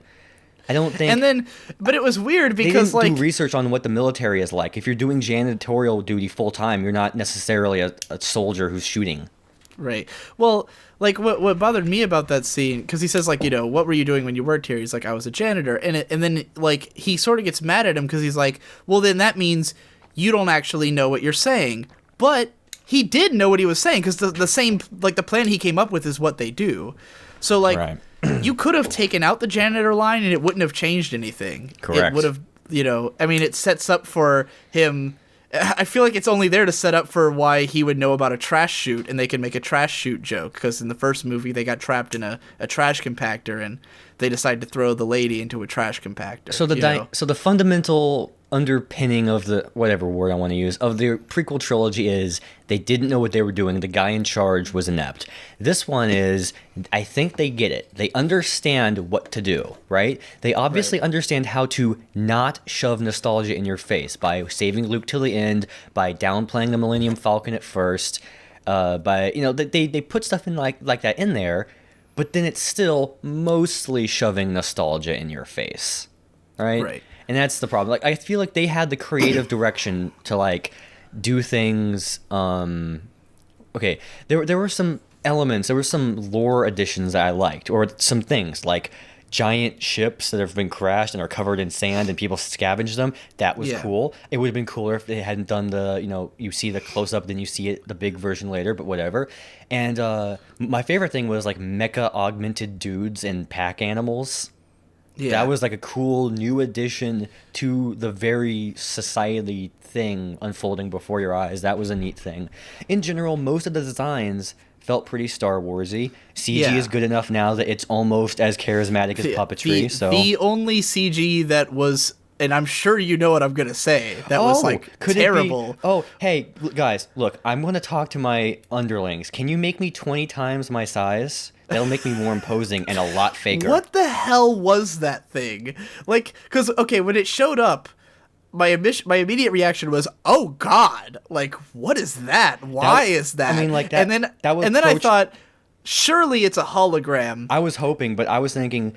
my optimism was pretty low by then. I'm like, all right, that's it. They're just breaking everything. Oh, hologram. Oh, gotcha. Okay. Right. Well, that's the thing. Like, they revealed it. Like, I was like, surely it's a hologram because it's way too ugly. But then I was like, are we to believe that that's what the, like, when we see the real thing, is it going to look like that, or is it going to be a puppet? And if it's a puppet, why not just film the puppet and then make it big? I mean, like, in why general, is it a giant CG thing? There's two other problems. One, the design is generic, just generic It's alien, terrible. and this is going to be the ultimate villain. This is going to be the Yeah. Darth Evil of the entire thing. Generic guy, generic The way its lizard head moves thing. looks stupid. And it was no matter terrible. how that thing small, looked horrible. no matter how small it's gonna, and yet we're still holding our breath that this is gonna be good. Clearly, if it's all gonna build up to that, forget about it. It's not the best. And then the design. way the scene is done is terrible. Like, the idea is you go, oh my gosh, that thing is big. Oh, it was fake the whole time. Well, what you should do is you should have a shot of the guy walking into the room, and then you see it from a distance, and then you slowly take in, like, walking up to him, like, oh, this guy is big. But instead, it's just like all of a sudden, a giant, which is something that no Star Wars has ever was had super before. weird. It completely is a different aesthetic than the entire rest of the franchise. And all giant. it did was make me think, oh, it's Thanos. because he looks exactly like Thanos looks in both Guardians of the Galaxy and you know, like whatever else he was in. I don't remember. I remember seeing him. Like, you know, there's a part in Guardians of the Galaxy where the bad guy goes to see Thanos and he's just giant purple guy sitting in a chair and like, but like in that universe, there was a giant that's a thing. Thanos is this giant guy. This thing is just a big, giant, ugly, badly designed alien. Why is it there and why is it huge? And why does it look so bad? Why is the CG bad? Like, the old lady looked fine. Why does this thing look terrible? You know, doing this podcast is like the same as listening to a podcast with you, except then I can say my thoughts and then you respond. I'm surprised. It's how that goes. Okay. Before we get, because we keep getting mired into negativity, but I guess it's easier to talk about the negatives in this case. It doesn't deserve to be like, well, I thought it was kind of okay. Like, when it's something like this, it's like, give it a thumbs down and punish them. I don't think that the things that it sucked for were trivial or something that was excusable. The overall package was a failure. Focus on the failure. Yeah. That's my philosophy. I don't know if I think I guess I do, because the thing is, this is a movie that I felt was enjoyable to watch, but I know for a fact I'll enjoy less the second time I see it. Yeah, I don't care about movies enough. I want movies to feel good when I'm reflecting on them like a year later. Yeah, and God, and I knew this while I was watching it. Like, there were scenes in the movie that I was like, when I see this again, it's gonna drive me insane, you know, because I'm gonna start thinking about it. You know, I'm already starting to think about it while I'm watching it, but by the next time I see it, I will have thought about it, and it will not be entertaining anymore, you know.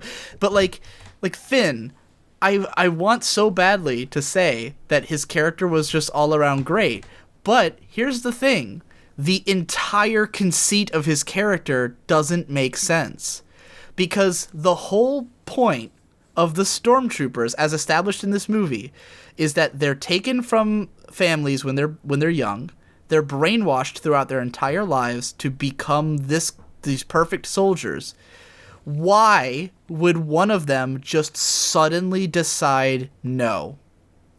It doesn't make any fucking sense. At least it makes a little bit of narrative sense. It at least I'm talking like how it feels, right? You see a bunch of soldiers, and then they're all shooting, and then all of a sudden one of them freaks out, and you're like, whoa, right. That caught my eye. You weren't looking at the soldiers like that. One totally surprised you. Okay, here's the thing. During that scene, I was like, cool. There's a stormtrooper who's realizing that this is wrong. You know, he sees one, and here's the thing. He first becomes scared when one of the other stormtroopers dies, right? And like the blood is on his face, right? And he's like, oh shit, this is like a battle. And then he sees them shooting the people, and he's like, this is wrong, right? But the way that he deals with that is that he, you know, frees the guy, steals the ship, and then immediately guns down like 40 stormtroopers. Yeah, no big deal. Immediately. Like, so your whole objection here was that you saw people dying and you thought this is wrong, and then you immediately shoot a fuckload of people, you know? And like, I can see, and has no problem with it.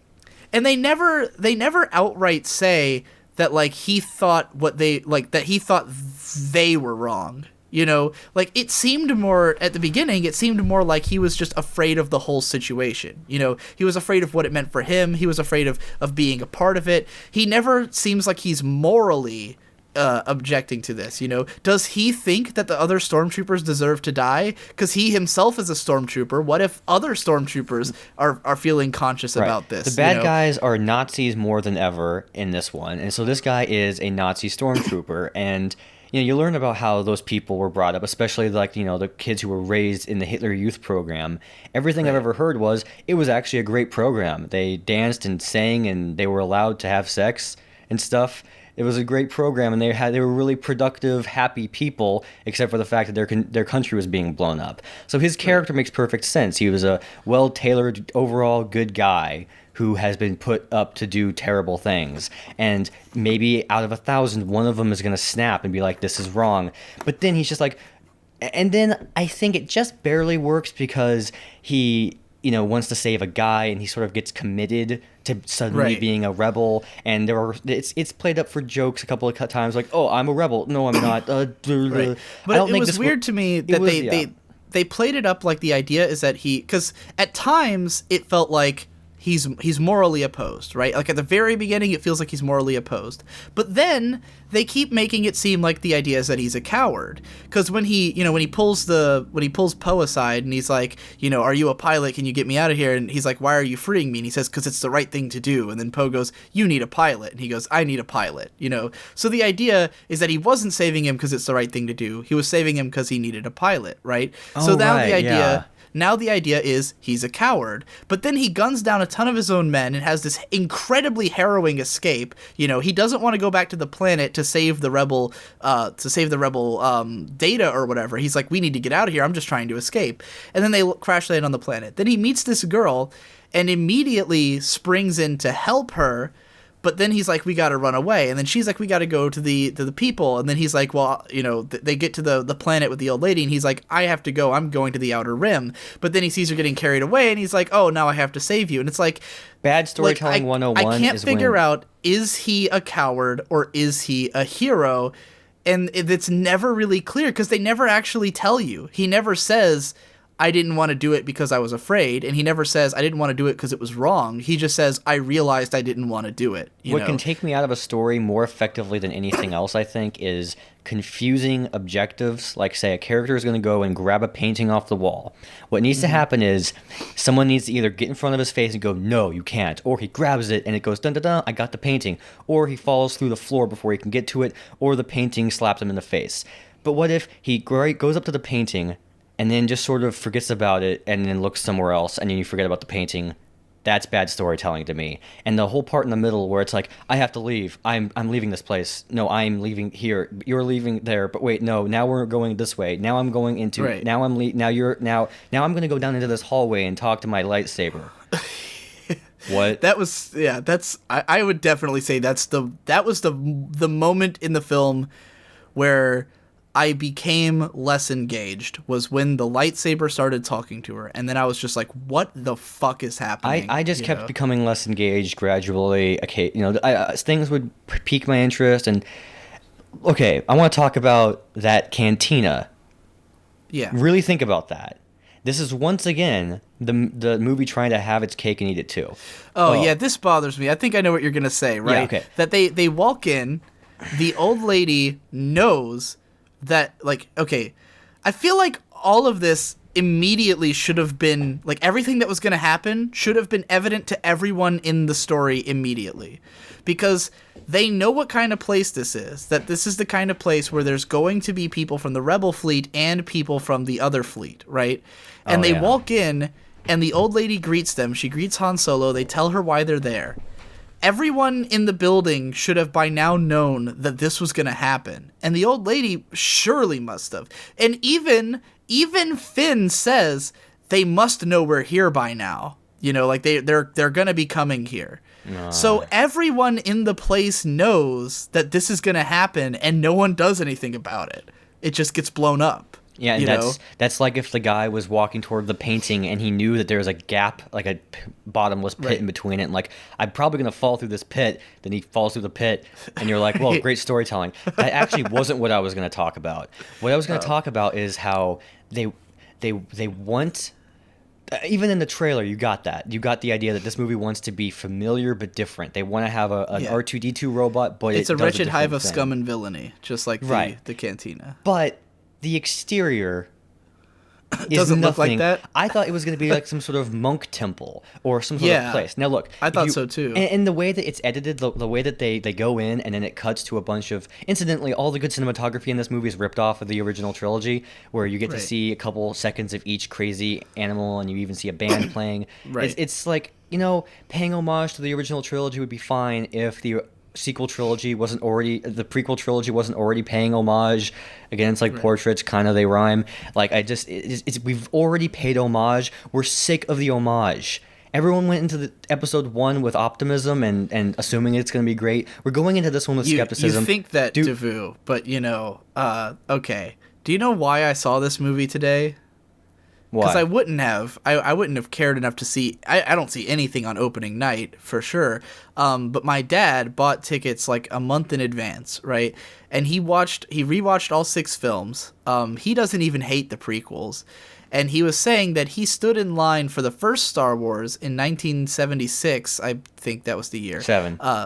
Yeah, he stood in line in the 70s for the first Star Wars, and he wanted to stand in line for this one. I mean, we didn't actually have to stand in a line because we got pre-order tickets, but you know, he wanted to see it on opening night, so we saw it, and my dad absolutely loved the movie, and like, he loved all the callbacks. He loved that they showed a cantina. He said, "Oh man, the cantina scene was great," you know, and I'm like, well, yeah, it is. I mean, it is cool. It's a lot of cool aliens, you know, but like, it's literally the same thing. Like, we already had a movie, and like, there's a way they could have made it better, which would have been if the aliens were somehow more distinct and different and suggested something different about the world, right, other than just being a bunch of cool aliens. Because, you know? yeah, if there's a pub going on and there's like all these crazy people and the smuggling happening, there's going to be people running around outside. And in the original movie, in episode 4, there's a bunch of crazy aliens before they even get into the cantina. And also, the reason the cantina is a cantina where there's all this crazy stuff happening is basically we are in a bed of chaos and a hive of scum and villainy. So it makes sense to meet a bounty hunter there. It makes sense that there'd be all this crazy stuff happening. I legitimately have no idea what the tone of this movie, that scene was supposed to be in this movie. Yeah, because here, what is... Okay, so... Let's think we're writing Star Wars A New Hope, Episode 4. We need to have a scene where they meet a bounty hunter, and we need to introduce the bounty hunter in the same scene. Like, let's say someone gets shot. What's a place where you can just hang out and talk, but also someone can get shot and no one bats an eye? How about a pub where people are violent? Okay. Yeah. This movie we need a scene where they talk to an old lady, and a scene where they have an emotional heart-to-heart moment, and a scene where the woman finds her Evangelion saber. Let's make a giant pub where a bunch of people are violent. What? Yeah. And again, the exterior suggested something more appropriate. I was expecting it to be like sort of like a college type of thing with a bunch of people. And the character suggests something more appropriate. The old lady, like, she seems to be like a Force thing, you know? Right. Why is she... If inside it was a bunch of like hippies doing a bunch of drugs and talking about philosophy and politics kind of pretentiously, that would have been really cool. That would have fit the exterior of the building that you were being built up to. It would have fit the personality of this old lady kind of running the place, and it would have facilitated the emotional things you wanted to have. Here's the thing, though. I'm not even sure if this was supposed to be a scummy place, because... You know, Han Solo tells him, like, don't stare at anything, right? And everyone kind of looks like they're having a good time, so I thought maybe it's just like a pleasure den, like an opium den type thing, you know? Like, everyone's just in there to have a good time, but then you can't tell. Like, it's really impossible to tell if this is supposed to be a good place or a bad place, because the old lady says, Han Solo, and then everyone's like, oh shit, you know, stuff's gonna go down or something, but, like... What kind of place is this? Is this a good place or a bad place? I think back to another game that like, you know, sort of ripped off the cantina but did it really well is Mass Effect 2. And in this game, you go to this like outworld it's like a space station that's like the wretched hive of scum and villainy. Everyone there is like a criminal or some kind of terrible person, and there's like a club in the middle of the place where like which is like the high life center of this area, and it's ruled over by a woman named Arya Taloic, and she has that kind of personality where she's like the bad bitch who's in charge of everything. She's very short with you. She knows all the information about everything, you know, but it's like she'll work with you, but only because it can benefit her, and she, you know, like she wants to have a working relationship, but she's also like, oh, you're here, you know, and like I thought maybe this character might be somewhat like that, like the old lady who's kind of a pissed off badass, you know, but then like she's like a spiritual Yoda character afterwards, you know. Like, the character that goes, Han Solo, you motherfucker, being the same character that's like, the Force is within you. I've kept this lightsaber because I believe in the Force and everything. And I was like, this doesn't seem like... What's the tone here? What is she? Well, it seems like she's kind of on the wave... she's kind of on the same page as Han Solo, where it's like, they're old enough so that they understand that the Force is a thing. They just Right. so they respect it. They just don't get into it.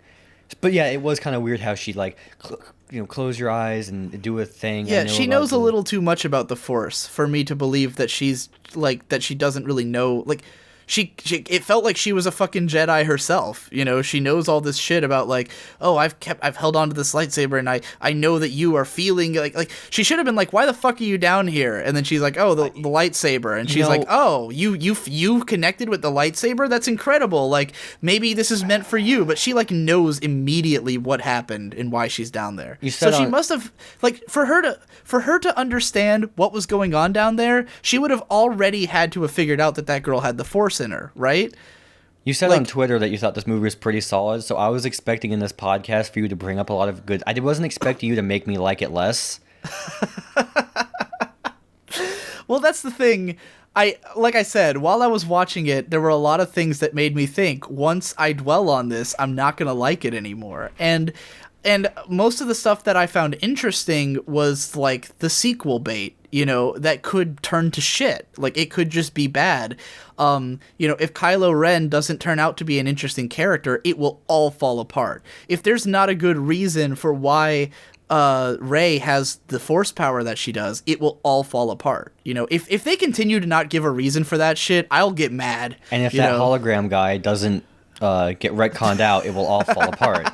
Yeah, it very well might. Or if he doesn't show up as a puppet in the next movie, as opposed to a giant CG, what the fuck is that thing? We really need a Jim Sterling of movies to come out and go, why do you need the camera to shake? No one actually cares about that. Why do we need everything to be CG? People are fine with puppets. Why can't you make movies like that anymore? People will like them. And also, going back to the cantina scene, the cantina scene only exploits your enjoyment of the previous scene for your dad, right? That's the effect. It doesn't create a new scene that you're also going to have an affection for. It's just the same cool scene. And this is what Jim Sterling of movies would say. If you make a new thing that people care about, they'll buy an additional playset for the new thing they care about. And they will still appreciate the original.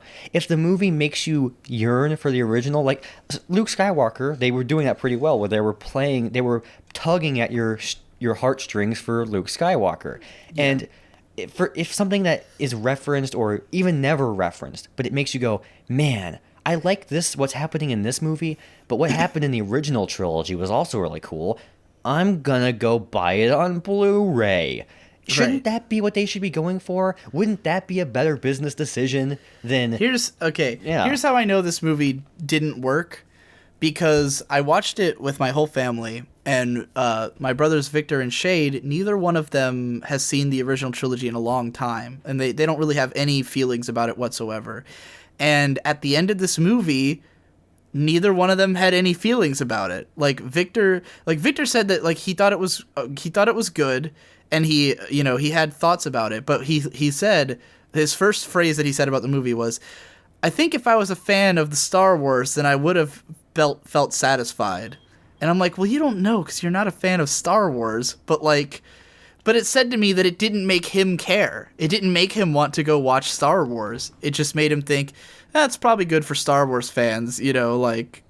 There was no oh man, I need to go see the original trilogy again. Whereas this just happened earlier this week.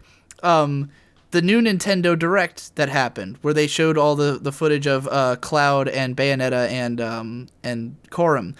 When Victor was watching that, when they showed Cloud and they were playing the classic music and they were showing the Aeons and everything and the stage, Victor watched that and he went, "Man, I just remembered Final Fantasy's really cool. I forgot about Aeon summons. I really want to play Final Fantasy VII now." Nintendo managed to do that in a trailer. And J.J. Abrams didn't manage to do that in a whole movie. All of my passion for this movie and this episode 7, a bit of it is from liking the originals, and a bit of it is from the good things were in itself. Most of it is coming at it from the perspective of analyzing it, of how does this tie into the ultimate narrative, the Mr. Plinkett reviews. That's what I'm looking forward to. In 10 years, he'll do reviews of this new trilogy. Yeah, and it'll be amazing. I think Mike, I can already predict the half in the bag that's going to happen about this. And it's going to be this conversation we're having, but in shorter terms and less detail. It's going to be both of them saying, it was all right, and then discussing it and realizing that it's got a lot of issues, and it's not a very memorable movie. Like, I don't think, like, it got me interested in the characters in the way that I would be in the early episodes of a TV show, right? Like, if this had been the first arc of a TV series, then I'd be like, man, I wonder what's going to be up with Finn. I hope he does something cool in the next movie. I wonder what's up with the history with why does this girl have these powers, and why does Finn not Finn, what's his fucking name? Kylo Ren, why does he have this history? You know, like, it's got me curious about those things, but the movie is not impressive. And the characters I'm curious about, but I don't like feel anything for them yet. You know, I think by the end of the first Star Wars film, Han Solo has already left an impression. Like, you already feel what his character is and how you feel about him by the end of one movie. And with these characters, it mostly has me curious, and it could fuck them all up, you know. Yeah, basic twist telling. You care about Luke beating Vader, and then you find out there's more to it. And then afterwards you want this conflict to be resolved, and then the Emperor gets involved and makes it more complicated. No one told you that was going to happen. You thought it was just going to be about Luke and his dad, but then the Emperor comes in and changes things up a bit and gives Vader a chance to... You make things new. You make it good first, then you add more. That's storytelling. This is the mystery box. It definitely is. And again, like... The opening scene, aside from the action, is good. I really like, and this is another thing that it comes short. The character Poe, the guy, you know, who's the rebel at the beginning, like, I thought he was, out of every character in the movie, he was the most instantly interesting, right?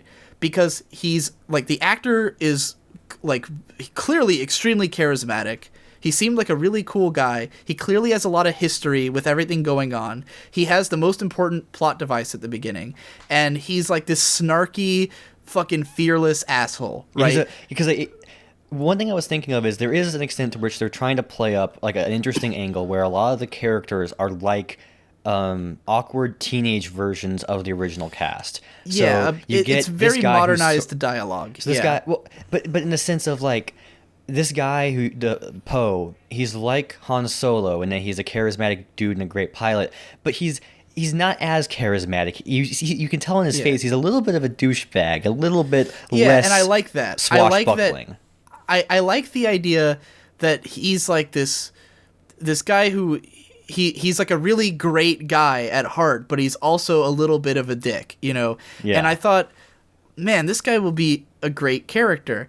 And then, you know, the opening scene happens and he escapes with Finn, and I thought they had good chemistry together. I would have liked to see more of them hanging out. And the ship crashes and we don't see him again for almost the entire rest of the movie. Yeah, right? I woke up, then you woke up. Whoa, Romeo and Julieted their way apart from one another. Okay. Yeah, and then when I thought he was dead, I was like, because I didn't know if he would come back. I thought for sure he must, because I was like, man, they really killed off like the most interesting character. Yeah. And I was even a little disappointed. Like, throughout the movie, I kept expecting them to introduce one more character. Like, the two, you know, after Poe sort of leaves the film, because it was focusing on three characters at the beginning. It's Poe, Finn, and what's her name, Rey. Like, the three of them all felt like the main character at the start, and then Poe just kind of exits the film, and it's like, okay, I guess Finn and Rey are the main characters, and they meet up with Han, and then it just keeps going with just them. And I kept thinking, like, there's not enough chemistry here between these characters for them to carry this whole movie. I thought a third person would show up, or Poe would come back. And then Poe does come back, but it's like way later, and all he does is plot dialogue. It's just like, doesn't do any more snarky lines. He only has one in the whole movie. Am I supposed to talk first? Ha ha ha! Funny time. Right. Well, then also when he's getting tortured and he sort of spits back at him, you know, he has some great lines. He's cool in the scene where they're escaping, and you're like, he's very no nonsense, and he's like a fucking badass pilot. So it's like, this guy would seem like, okay, in anime, there's often like like in shows that are similar to this one, you'll often have like the main character be sort of the younger, untrained guy, and then there's like a really cooler, like older brother character. You know, Gurren Lagann, for instance, does this with Kamina, albeit Kamina dies pretty early on. Spoiler alert for Gurren Lagann, but like, you know, there's like the cool like guy who knows his shit and knows what he's doing, and sort of like glues the group together, you know? And you feel like when characters make it out of a dangerous situation, like, it's kind of excusable because they have that guy, you know, who's really good. And, like, I thought it was okay that Finn, you know, like, they established that Finn's a stormtrooper, so he should know his shit to some degree, right? But he also was a guy who ran away from his first battle, and, like, then through the whole rest of the movie, he's like a perfect shot. He knows all the information. He's good at planning. He's the only stormtrooper with a perfect shot. Yeah, and like that's a great point. And like all of that, like should have been Poe. Like I feel like Finn should have been more bumbling throughout the movie. At least Obi-Wan Kenobi could have been like important, but instead it was you should hide. I don't know why that guy was there. You should leave. And it was like, you know, that's a good point, Obi-Wan. You should hide, but instead he does this. He just sits there, gets captured, gets killed. I didn't go understand. buy the comic book to find out what that guy did. Episode 6.5. Did you like how the first line in the movie is "We need to make this right"? Is that not the most meta thing you've ever heard in your life? Oh. I did facepalm a little bit when I heard that. Honestly, I didn't think about that. Yeah, the very first line in the movie, he says, "We need to make this right." I was still just trying to take in the shot with the stormtroopers and the flickering lights. I'm like, oh boy, this is going to be a modern movie, isn't it? Maybe it'll be a hybrid. How about the scene where Han and Leia meet up again, and he's like, "Well, not all of it was bad. Some of it was good." And I was like, "What are you referring to? I guess maybe the Clone Wars animated series." Okay. Because it felt too meta to not be referencing. Ask yourself this question: if this were the first movie in this franchise, would they have ever hired Harrison Ford and whatever her name is to play those roles? That was the other thing that bothered me, was that, you know, okay, when Harrison Ford showed up, I was like, okay, it's him. He looks too Harrison Ford. He's like, I mean, he's clearly an old man, you know. And like they did a good enough job in the next scene of like, you know, showing all these people who he's got these dealings with, but it was weird that he's so old and those people were not.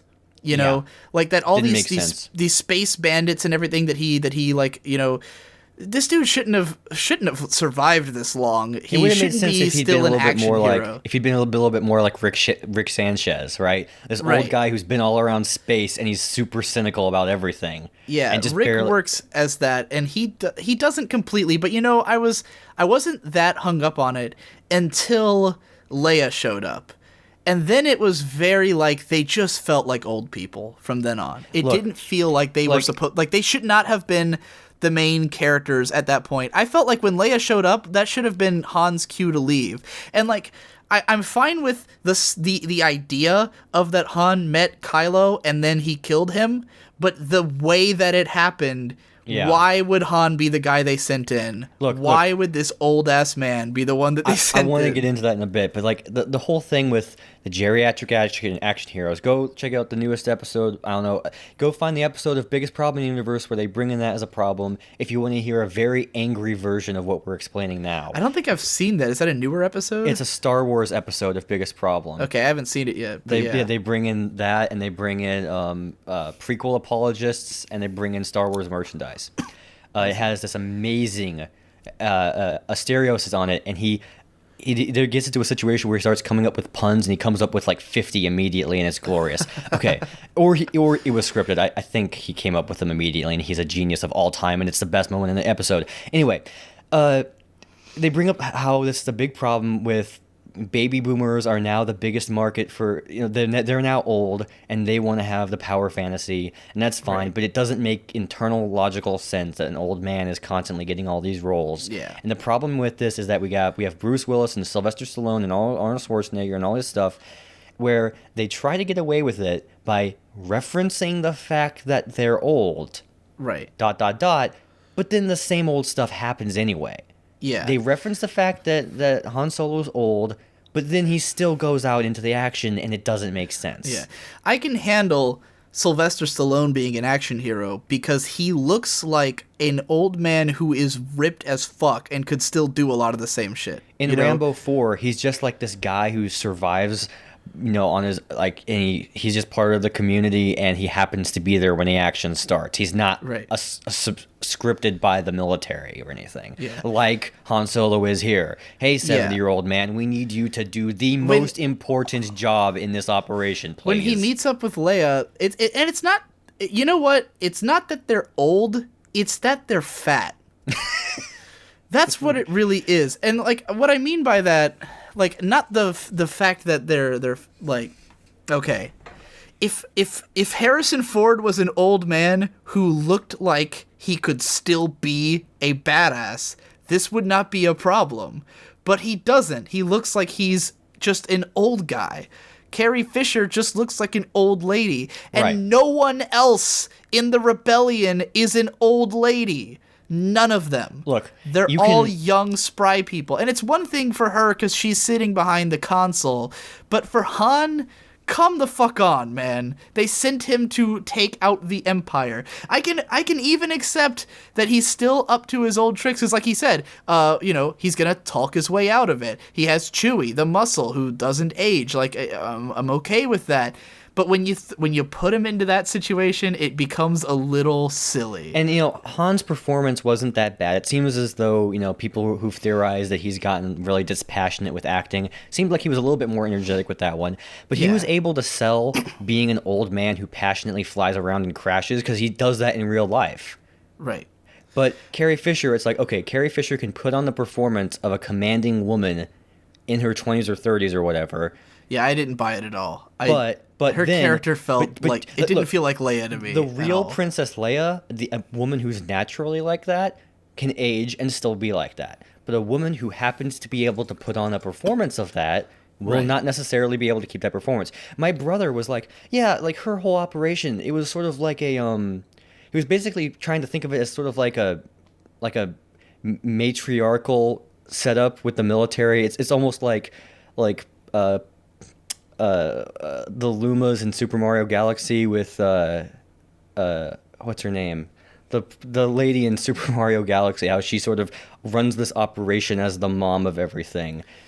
What's a good anime version of this trope where it's Okay. like a mom that runs a military? Here's a question I'm gonna ask. But the military is not like that, though. You see, Right. Princess Leia is like, okay, sweetie, I'm going to give you an extra glass of milk if you go and do this thing for me. And then he's like, I didn't think it. I "Yes, didn't think it Commander felt Leia." that forced, but it I'm does. just I saying do that's have what to it's- ask the question that I think this will cut to the heart of what you're trying to get to.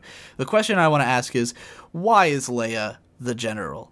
Because what we know about Leia is that, okay, she was a princess in the first movies, right? And she was sort of a diplomat, and she did get in on the action, but it was never suggested that she was really someone who, like, commands troops all the time and, like, does that kind of job, like, on-the-ground fighting job. And what we know about what she did after the movies is that she had a kid with Han Solo, and they I guess they sent, at some point, they sent that kid off to Luke to train, and then he failed and he joined the dark side and I guess killed everybody else who Luke was training, it seems like. And then she, like, at what point between being a mom and being a princess did she become a general? Okay, first when of did all- that happen? Why is that her skill set? Why is there not someone else more qualified to do this? Why is it this old lady who, as far as we know, I mean, nothing in this movie made it look like that's the kind of person she's become. It was just, well, it's Leia. She's in command because it's Leia, because she's from the old movies. Why wouldn't she be in command? Like, shouldn't there, I'm more okay with Admiral Akbar being there than I am with Leia being there. Someone in episode 8 should ask him, does that look like a trap to you? I have no idea. I'm too old for this shit. All right. Look, first of all, Rosalina. I don't know how I blanked on her name. Second of all, actually, I guess I was just going to say that. No. Okay. Like, man, what was I going to say about... They did such go ahead. They did such a boring job coming up with stuff that happened in between. Luke has vanished. That's interesting.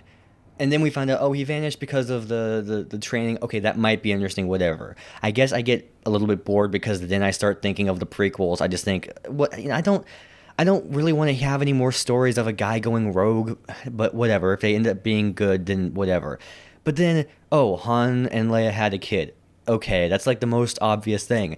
I was, if I were in the writing room, my first idea is, what if Han and Leia never, they just completely broke off. Like, that was actually one thing I believe listed in that Cracked article about the problem with Star Wars sequels is Han will not have anything to do once the rebellion wins.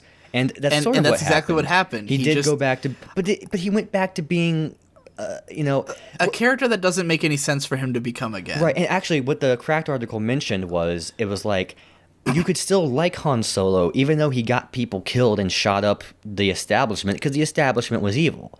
Well, when the establishment stops being evil, you can't root for Han Solo anymore. So him just going off to be a cranky misanthrope, but he's still I don't know, like... The plot here is that he had a kid with Leia, and I guess, like... Okay, first of all, I want to know, when they sent Ben off to be trained by Luke, what were they doing? And second of all... was after Ben left, is that when Han went back to being a smuggler? And if so, I assume that Han Solo was a smuggler because it was an easy way to make money. That's why people do those illegal jobs, right? Kidding. Like, sure, maybe he thought it was fun, but he was in it for the money, right? So if he's part of, like, if he has friends in high places, he's, I don't know if they ever married, but he's, was with a former princess who is now a leader of a rebellion fleet. Does he not have money? Does he not have the ability to live a normal life if he wanted to? Could he not have said, you can go on and do your rebellion thing. That's cool. I don't want to be involved. I'm going to go to sleep on and watch TV. If Han Solo, if they had the propensity, or if they had the nerve to kill him at this early, the only reason why that was like impactful to me is it showed, oh, you actually have some nerve to finally cut his story off. Han Solo's story needed it. Really, the best thing would be to have him die at the end of like episode 6. Like that's the kind of character who's supposed to die. Really, the idea is that he's a character who just lives moment to moment until he finally gets killed, except he had the chance to be called to a greater adventure. Here's what they could never have gotten away with but should have done. He should have just already been dead. Regardless of showing it to us or explaining to us why, even with, you could leave in everything about Kylo being his son, you could leave in Leia leading the resistance, the tension between them. Han should have just already have died by now. Or just don't mention him. Just be like, he's off there somewhere. No one cares. Like, just it's a really. Well, I mean, if you're gonna have Kylo be his son, then it's gonna be hard to have him just be fucked off somewhere. While his son is the like major character. But like, he just shouldn't have been alive because nothing he does in this makes any sense. It really is that his character archetype. When he died, it was satisfying because I'm like, great. He's not going to be weighing down the rest of the movie. The rest of the movies, but at the same time, it's just like, what if Spike Spiegel made it out of that building, and then he got called to save the galaxy, and then he got married, then he had a kid, and then the kid went evil, and then the kid stabbed him, and then he pointed at the kid and went bang, and then fell, and that was how his character arc ended. That would have been super lame, but he went out the correct way, and that bad storytelling. All right, what else do I have in my notes here? I guess that sort of brings us to like there's no like, even if you make the best possible Star Wars sequel, it will always deal with the incurable problem of being a Star Wars sequel. That's why it should be something different. Why doesn't anyone make it different? If you make it different, it will, even people who like it will like the originals more because it's different, and you can sell more toys because there's more stuff. Why doesn't anyone do this? Now, a positive, I really liked the use of stormtroopers in general. Like, I liked that they expanded on stormtroopers by making them more of a character, and the design is so good, because I thought I was going to get bored of seeing stormtroopers because they showed up in every movie, but seeing them in modern filming and seeing all the texture on their armor was cool, and seeing more of the in and outs. I mean, there was that silver British stormtrooper who was a letdown because they she just didn't do anything.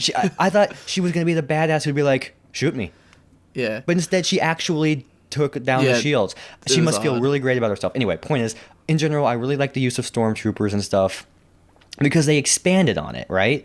Yeah. You see the shot of the In a stormtrooper. better way than the prequels did, where the prequels tried to expand on it by saying they were all clones, which was like, what the fuck are you talking about? But in Right. this, it's like, oh, they're all raised from a young age to act this way, and I was like, okay, that's a very reasonable excuse for stormtroopers, you know. Right. I can buy it. You have the shot of them all shooting a bunch of people in a village like any other shot, but then Right. the camera comes in close, and then one of them is having an emotion. Boom! Right. That was effective storytelling right there. Yeah. Yeah, it's so hard to let the movie sink in when the camera is always spinning around and zooming in and zooming out. And of course, it mostly span around at that very final shot, the stupidest shot in the whole movie, which comes at the very end, and then it fades to it circles to black, and you see the guy who was responsible for directing that shot. Yeah. That was a dumb. I'll say this movie was made. I think that in every possible way they kind of took the easy road with this movie. They basically made this movie, and the sad part is I don't know if they could have done anything different. Like they were gonna have to put in the old actors and tie it into the old story, and they did it the only way that made sense. But that's not a good movie. They did a lot of things with this movie where like all the callbacks, all the things were like stuff that had to be done to make people like this movie, but the result is a movie that doesn't feel organic. Everything feels like it was very much it had to be this way. It never felt like this naturally evolves out of the movie, you know, which is why I think the opening scenes work so much better than the rest, because the stormtrooper thing happens so naturally that it's like, yes, this is a good character motivation, you know. Yep. Having a character see people get killed, decide he doesn't want to be a part of it, and go off on his own. But then nothing else in the movie that he does, even though he's a magnetic character and well performed, nothing he does feels like the logical extension of that first scene. It all feels like things that needed to happen for the movie to play out the way it did. Gotta have you know? C-3PO if Leia's gonna be around. Why the fuck is C-3PO around? And why did the voice actor die? Did you notice it wasn't the No, same guy? I think it's the same guy, and he's Oh. just sounds different because he's old now. And you can tell, you can see the writers being a little bit like us, where they're like, we can't just have C-3PO be exact. Give him a red arm. There, boom. Now it's different, right? Or now didn't he lose his arm in the third movie? Did something like that happen? he lost his whole body a bunch of times. The point is, they Right. wanted him to be slightly different so that you would get the idea that they're not completely shoving nostalgia in your face by making it a little bit different. I feel like my enjoyment would have been enhanced if they had gone all the way with making things different. If it doesn't feel like the same exact conflict all over again. Right. Talking about all over again, so I have one note here. The black guy is immediately good with a lightsaber for some reason, so he's also overpowered. That doesn't make any sense. You know, okay, I thought, like, here's the thing about sword fights in movies, is that it's all so just flailing around and none of it matters until the result.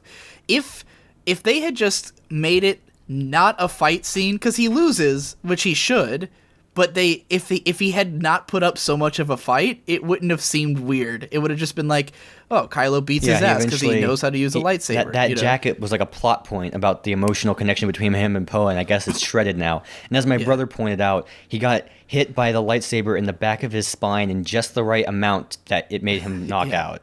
Yeah, but not kill him. But not kill him or disable him. But then, like, I'm not, like, again, I was willing to accept a lot of him being skilled because he's a trained soldier, you know, despite the fact that he's somehow, like, the one who ran away but somehow a better shot than all the ones who didn't run away.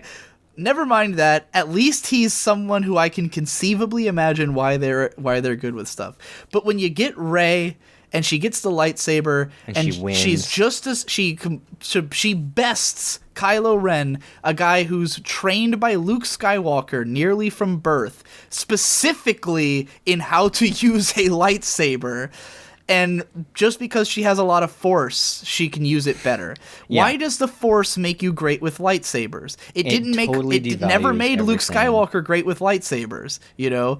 Yeah, because Like, she has experience hitting everyone with a giant pole, she's able to Right. hit everyone with a completely weightless object. Yeah. That's a completely And different martial art. What are you talking against about? a guy whose entire life is spent again with her, just like with Finn, like, you know, a lot of her action stuff that she did I was willing to accept because it established early on that she does fight with a stick, but like Kylo is a Jedi Knight who has trained with a lightsaber his whole life specifically, and she beats him just because she has a lot of force power, which I guess is now power level. Like, force is literally a number. Like, you know, you go Super Saiyan Force, and that's a thing now. So let's talk you about know? the Force. You know, I think that the way the Force was written before in the original trilogy was, okay, we need to be able to, you know, show we're going to the cantina, and we need to sell that Obi-Wan is a great Jedi Knight, and we want to be able to explain how they're able to get past the Empire who will be looking for them. Well, and so, you know, they pull out the paper, they pull out the pen, and they go, well, let's see. He's really good at the Force, but mostly he's a really wise man who's able to pull tricks on people. Okay, he uses the Force to pull a mind trick on someone. Got it. And then, like, okay, Yoda is going to bring Luke on a spirit journey. Okay, so bring him into a Force forest where he goes on a flashback. Okay, we write that down. Or the Emperor is really evil and he needs to do something to be evilly. He uses the Force to shoot lightning. Like, they didn't come up with lightning and then decide who to attribute the lightning power to, as in was done in the I get what you're saying. And once again, they all that they added in this one was you can use it to interrogate someone, which was good. But then they did it twice. The only good thing they did, they then made it boring by doing it twice. I thought it was cool because you know, it's sort of been established that the Force can like move and control objects, right? I liked that the way they portrayed Kylo's power was that it literally freezes things. Like, because at the very beginning he freezes the guy's blaster shot, and it just stays cool. there. And then once he leaves, it unfreezes and it hits a thing, right? That was super And like cool. when he uses it on Rey in the forest, he sort like. It's not quite the Force choke. It's sort of like, I mean, he does use the Force choke, which is more of what you're talking about. Like, why does he also have the choke? Vader having the choke was Vader's thing. And I mean, well, this guy does idolize Vader, so you could justify that as well. Yeah, I don't know why he... Like, the guy came up to Vader 2.0 with bad news, and so he just swipes at his computer consoles with his sword because he's an immature brat, and then he says slightly less bad news, and then he chokes him. Okay, well, he doesn't know how to do it. He doesn't know how to Vader yet, I guess. Yeah. I mean, I can accept that, and I like when he stops Rey, he doesn't Force choke her. He sort of freezes her arm behind her back. Like, she was reaching for the gun, and he freezes her, and she, like, can't move. And then, you know, and then he takes what he wants or whatever. But, like, yeah, for her to use the Jedi mind trick is literally, like, okay, if you had never seen the first 3 Star Wars, would you have accepted in any way that this scene happened? Like, that a character in a movie suddenly can coerce people out of nowhere, you know? You know what's worse is that they didn't even make that scene as funny as they could have. Like, at the end, he's like, okay, I'll do what you said. That was funny. Right. But he should, when she told him to do something, he should have just been, what? If he had just said, what? And it's like, what are you talking about? That would have made it funny. Anyway, I would like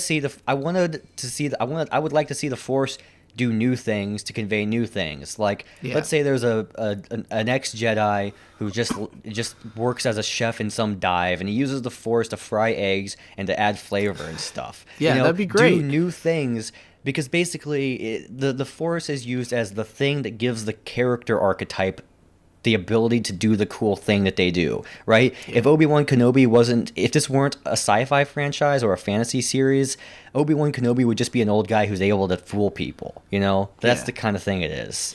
Yeah. And that is the end of my notes. All my notes are now deleted. Again, like, you know, I'm okay with different people having the same Force power to an extent, because Luke does use the Jedi mind trick in the 3rd movie, but, like, he has seen Ben Kenobi do that. And that's a thing that he, like, that he picked up on from him, and he's trying to emulate him.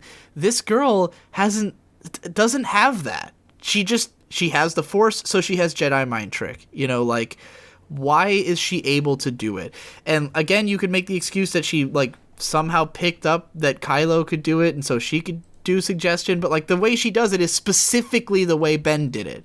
to Yeah. to tell you you're going to do this thing. And that's not what Kylo had been doing to her. You know, he had Good been point. like, he had been saying, like, where is the map? He doesn't say, you will tell me where the map is, you know? But she does it the Ben way. She says, you will let me out of these restraints, you will do this and that. Why does she know to say it that way? Why does she have this power all of a sudden? Look, guys, if you want to write a franchise with like some sort of thing like this where stuff keeps changing and stuff, go watch extra credits video, differences in scale versus differences in kind. That can kind of get to the thing. It's a similar problem with the Terminator movies, where first it's a robot inside with human flesh, artificial flesh on the outside. Got it. Second one is an all new dimension. It's not even the same type of thing. It's an all new material that does an all new set of things. But then all the other Terminators after that are just the same thing as the T-1000, but slightly different. Oh, okay. Right. Yeah. It's she should have been. I think you could fix a lot of this movie by changing Rey's character completely and not trying to like hide the fact that she's the main character the way this movie kind of does, where it puts so much emphasis on Finn and on Han Solo, and like, you know, she just kind of at the end all of a sudden has superpowers. And like, if she had been, again, like a Nazca type character where like we really felt that she had there was something special about her that we understood from the beginning, like, you know, because all we really learn about her is that she's a junker. We don't see her, like, what if she was using the Force and not realizing it? That would have been great. Like, if she, Dude. like, imagine if throughout the whole opening scene, we see her, like, you know, Force pulling her pole to her and doing, like, Force activities, but she has no idea what the Force is. Like, someone brings it up and she's like, what the hell are you talking about? This is just something I've always done. You know, like, that would have sold me on it. Oh, yeah. Yeah, would have been so easy to just make it something like that that's just innate. And then when it's like, why does she have the Force? It's like, well, at least we knew from the start that she's always had it. In this, it's like she literally just suddenly has superpowers. Yeah, and now she's the chosen one who must meet Luke Skywalker immediately. Right, and no one else comes with her. All right, so now we've saved the end for last. That's good, like, right? Yeah, the moment that like, because, you know, a lot of these things we've talked about, like, bothered me while I was watching it, but the moment that most bothered me in the whole movie is at the very end, that they've solved they know where Luke is, everyone's everything, and then she, with alone with Chewie, gets in the Millennium Falcon, and everyone just waves goodbye as she leaves, and I'm like, why aren't you all going? You have all been looking for Luke. None of you like, okay, they make it out like, because this girl has discovered she has the Force in her, then, like, it's like the movie's taking it for granted that because the audience already understands she's the chosen one, it can do this. But there's no logic to back this up. Yeah. There's no reason Leia wouldn't go with her. There's no reason the whole movement wouldn't try. There's no reason they'd trust this girl. You know, people didn't even believe in the Force at the beginning of the or throughout the other movies. They didn't necessarily trust the people who said they had it. Now, I know that Leia trusts in the Force because she understands it, but like, why would she just send this girl alone? Why in the Millennium Falcon with Chewie, like, to just go by themselves to see Luke? Yeah. Chewie and R2D2 are both there, I think. And why the fuck is Luke standing on a mountain? Okay, look. So it's like, okay. You know, it doesn't make sense why Chewie and R2D2 doesn't have legs, so maybe that's why. But they're both Luke's friend. Why not meet him? Luke would be really offended. Why did you wait down here? Anyway, so she goes up the thing, and for one thing, in terms of setting design, see, because my friend was saying, maybe this is the one where they're going to retread everything, and the future movies are when they're going to finally start doing new stuff, right? Maybe that's the idea, is that this one is like review after summer break, and then you get into new material. Because all the settings in this movie, the first one is, it starts you off with desert, then it gets to grass, like forest, then it goes to snow. That's the setting, the primary setting for the 4th, 6th, and 5th movies. Right. And then it ends in a totally new environment. Mossy, stony mountain in the middle of the ocean. So maybe that's signaling it's a new era. So you go up, and he's just standing there with his hoodie on, facing the opposite direction. I thought, this made me think, oh, Luke is going to turn around and seem like a big stern asshole and then do a gotcha line and he's going to be like a goofy funny guy because he's been trained by Yoda.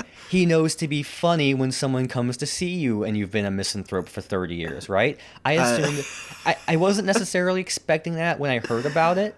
But when you hear about, oh, we gotta find Luke, we gotta find Luke, we gotta find Luke, I'm kind of expecting it to be funny when we finally find him, right? Or he's not expecting it. Something cool, something charismatic. Weird. Yeah. But especially when he's just standing on the opposite end of the stairway, not moving, just having his daily meditation.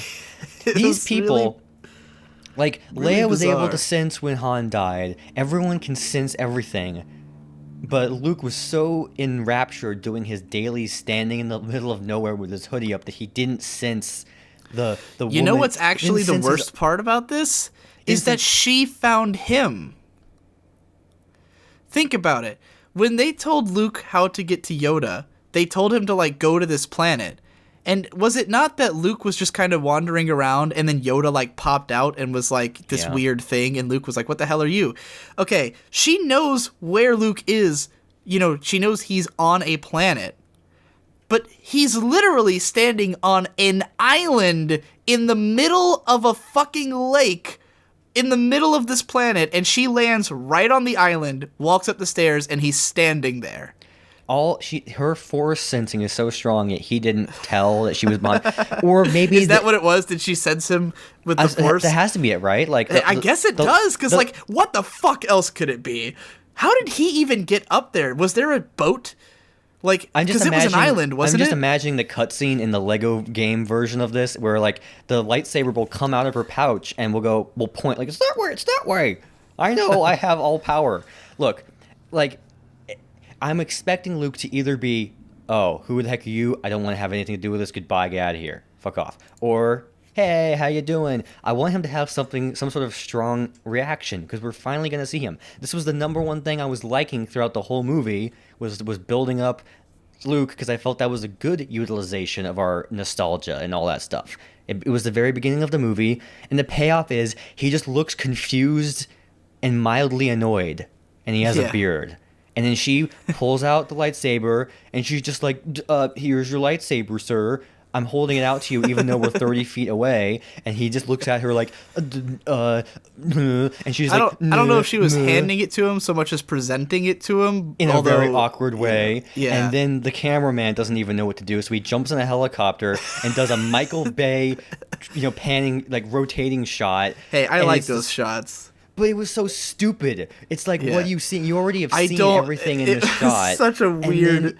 I like those shots moment. when you're seeing something. It's just the ocean back there. You've already seen, and it's so goofy. And once again, it all happens way too fast because they've built up Luke this whole time, and then it's like, oh, we've got the map, fly out. Like it's like 10 seconds. Like they here's the map, she gets in the Falcon, they fly off, they go through the wormhole, she lands right on the planet, right on the island, walks up a flight of stairs, and there he is, and the movie's over. It's also a fundamental either misunderstanding or betrayal or conscious deviation from the idea of the other movies, where each of the movies end in sort of a resolution note.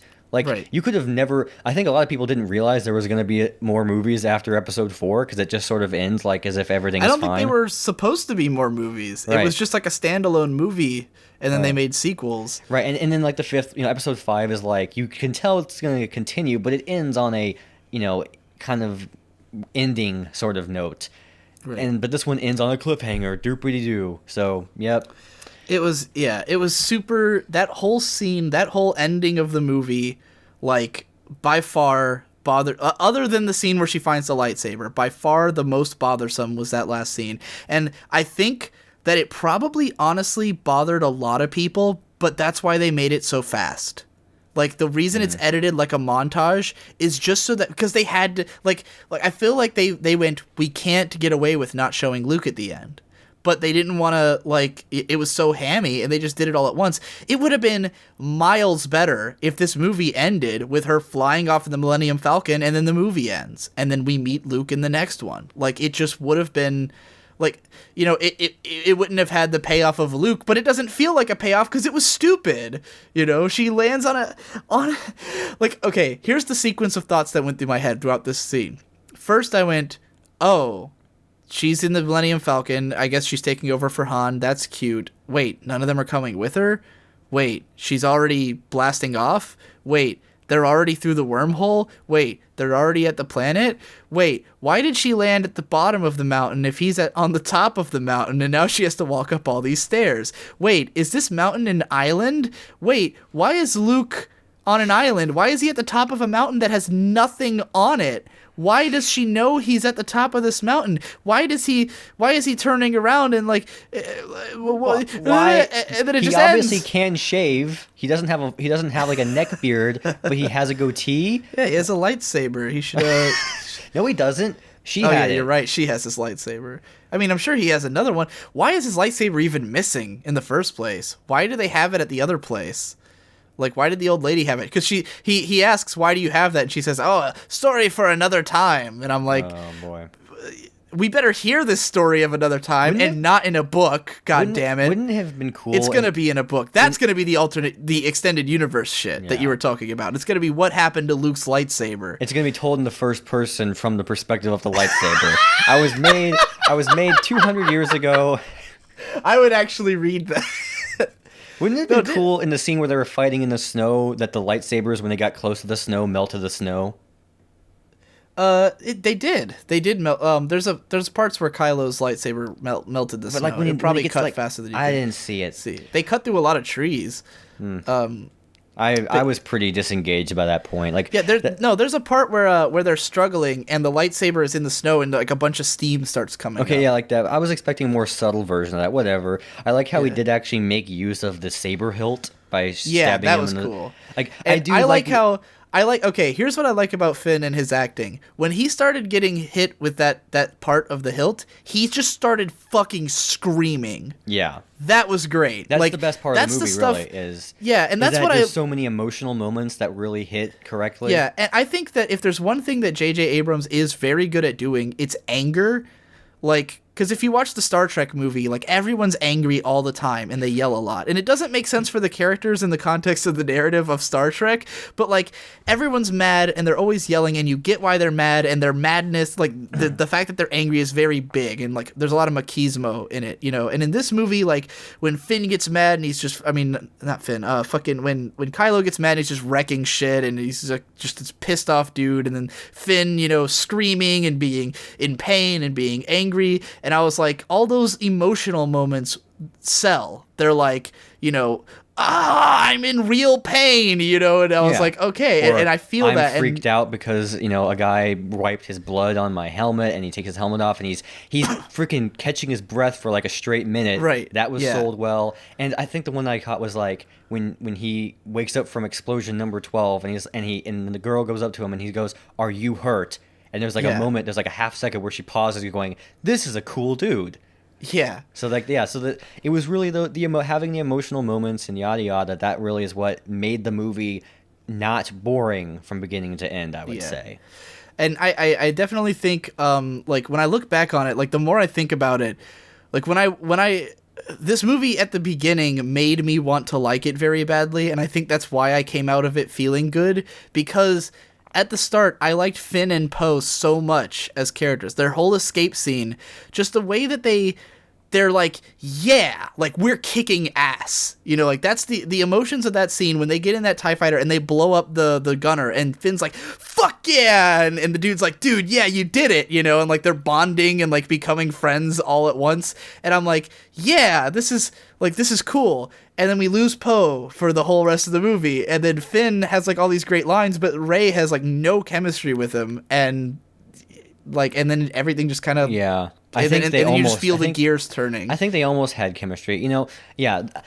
Even any part I liked, I didn't give my hopes up. I don't want people. That's why I think I want to give it as low of a score as what feels right to me, because it has emotional moments. You know what? Yeah. I think filmmakers should have that down by now. I don't think we should give them an applause I'll say, for that. like, in the course of this conversation, like, at first, my first impression of the movie, I would have considered it a 7. At this point, I would consider it a 6 at best. Yeah, and me too. Yeah. Like, And you know, strong 5 to light 6, like you said on Twitter, because again, it does not hold up to scrutiny, and that will make it bad the next time. Right. Like, I know there's a lot of people who are gonna accuse us of being like really nitpicky and being too down on it, and like, can't you just have fun? And it's like, I did have fun, but like, that is over now. I had the fun. Like, the experience of watching the movie for the first time, yes, it was a 7, but guess what? Over time, it's no longer that anymore. Look, you know, people who and everyone who's seen this movie, like, because people aren't going to listen to this if they haven't seen it because they don't want to be spoiled, and everyone's gonna, you know, go into this movie and they're gonna have a good time. But by the time you're done with this podcast, if you're still saying like, oh, well, it was, you know, it was so much fun, and it's like, but your impression of it is different now. Now is when matters, you know? It was a 7 2 hours ago, and now it's a 6. This is why I've had this attitude the whole time, is I got very tired of trying to like something, and it emotionally manipulates me into trying to think about it and feeling conflicted and yada yada. It's way more sad. This is actually something that you've taught me by me watching your videos and watching how eager you are to throw something under the bus as soon as it gets a little bit boring. It's so much more satisfying, and because when things hold up, it's that much more satisfying when it's really that good. And it's not a problem. I really think it's a problem with Hollywood having a hard time getting its own structure together and putting out, like, again, emotional moments. We should expect that from every movie. Right. We should expect that from every movie. That's something I'm very sick of and that I'm trying to fight against is the 7 out of 10. The everything's a 7. The I enjoyed it, so it's a 7. Where it's like there's such a huge gradient of quality in movies. Where like a movie that is a 10 out of 10 that really fits into my worldview and makes me think about it all the time. Like for me, Speed Racer, which is like my favorite movie, you know, I can watch it right now and it will be exactly as enjoyable as it was the first time, and I'll think about it and I'll have all the same thoughts and it'll be great, you know. And then like there's a movie like a 9 out of 10, like Mad Max Fury Road, which was like this incredible, awesome movie to watch. It'll always be fun to watch because it's well made, you know. It doesn't speak to me on a deep personal level, but it's always going to be a 9 out of 10, you know, an 8, a 7, a 6. Like there's movies that fit into each of these gradients, and when you just push everything up to 7, it makes it so people can get away with anything, you know, as long as it looks like it's good and you enjoyed it when you watched it, then everything becomes a 7. And like that's why they can get away with not making amazing movies. You know, you won't remember this movie in a year the way you remember Star Wars. I can remember all 3. I would consider all 3 Star Wars films like a strong 8. Like all of them are 8 out of 10 movies. They're very well made. They're fun to watch. They have memorable characters. None of them speaks to me very much on a personal level or is like that deep. They all have scenes that are just kind of whatever, but like they're all solidly made movies. And this movie is not that. Not only is it not a 10 because it's not personally emotional, and it's not a 9 because it's not beautifully crafted, but it's not an 8 because it's not as good as Star Wars. You know, so it's got to be further down. It's not a 7 because it's not really a good sci-fi action fantasy thing in its own right. Yeah, and it's barely a 6 because it has massive plot holes and contradictions and things that don't feel right. It only earns a 6 because it doesn't feel bad. Like I walked out of it feeling like, okay, you know, I had a good time. That's worthy of a 6. Like, you know, when I give something less than a 6, it's usually because my net reaction was, I wouldn't watch that again. Like, or if I talked to my past self, I would tell them don't watch it. I don't regret having seen this movie. I thought it was fine, you know, and I will probably see the second one in the hope that it will be better. And if it's not, it has to be better. Like if it's only as good as this one, then both of them will be worse. It has to be better than this one for it to be good, you know. So yeah, I'd say. Yeah, I guess in the end, I was pretty down on this movie. Like the whole time we've been talking, I'm trying to think of like good things to say about it, and we covered some stuff. You know, there's good emotions, there's likable characters, there's great production design. Yeah, there's creativity. This is I think I said this already. Put together. These people clearly know what to do. They know how to make additions to the lore that are interesting. They know how to make things look and feel like Star Wars, but they just couldn't, or they failed, or they knew Right. they just weren't going to be able to. And you have to take into account this being a Disney thing now. I wonder Yeah. what. This is why we need Plinkett reviews in 15 years or whatever, so that we can have someone watch all of the behind the scenes for us and give us an understanding for the climate behind this. Yeah. As to why it turned out this way. And when I learn why it turned out this way, then I can be at peace. Yeah, and I mean, I think I know why, and it's because it's a fucking sequel to Star Wars, and every part of, like, because my dad kept saying, like, it had everything it had to have, and I've heard that phrase from several people, like people who had seen it before, like people who saw the premiere, that I kept hearing the phrase, like, it had everything it had to have, and it's Boo. like, that's the problem. That's not how sequels should be. It only had everything it had to have, and a lot of the things it had to have, it shouldn't have had. You know, people would have complained about it, but it shouldn't have had it, and it would have been a better movie. The best series of movies of all time? Rocky. First one is a classic story of a guy doing good thing. Then the second one is him. It's sort of a retread, but it's him getting great. The third one is a little bit of like a cheesy movie. The fourth one is a big bit of a cheesy movie. The fifth one is a really stupid failed attempt at. It's like a hybrid where it tries to be a dramatic movie, but then it ends up being cheesy. Then the sixth one is another dramatic one, but with an all new style. And then seventh one that just came out is like some backstory thing. The point is, all of those movies accomplish a different thing. They feel different, Like you're watching. Whatever, you're watching Creed, and he probably talks about, I haven't seen it, but he probably talks about his dad being dead, and it's all dramatic. Yeah, your dad got killed by a Russian supervillain. Yeah. It's this total clash, and I love it. I want everything to be like the Donkey Kong Country trilogy. Main character swapped out for a new one.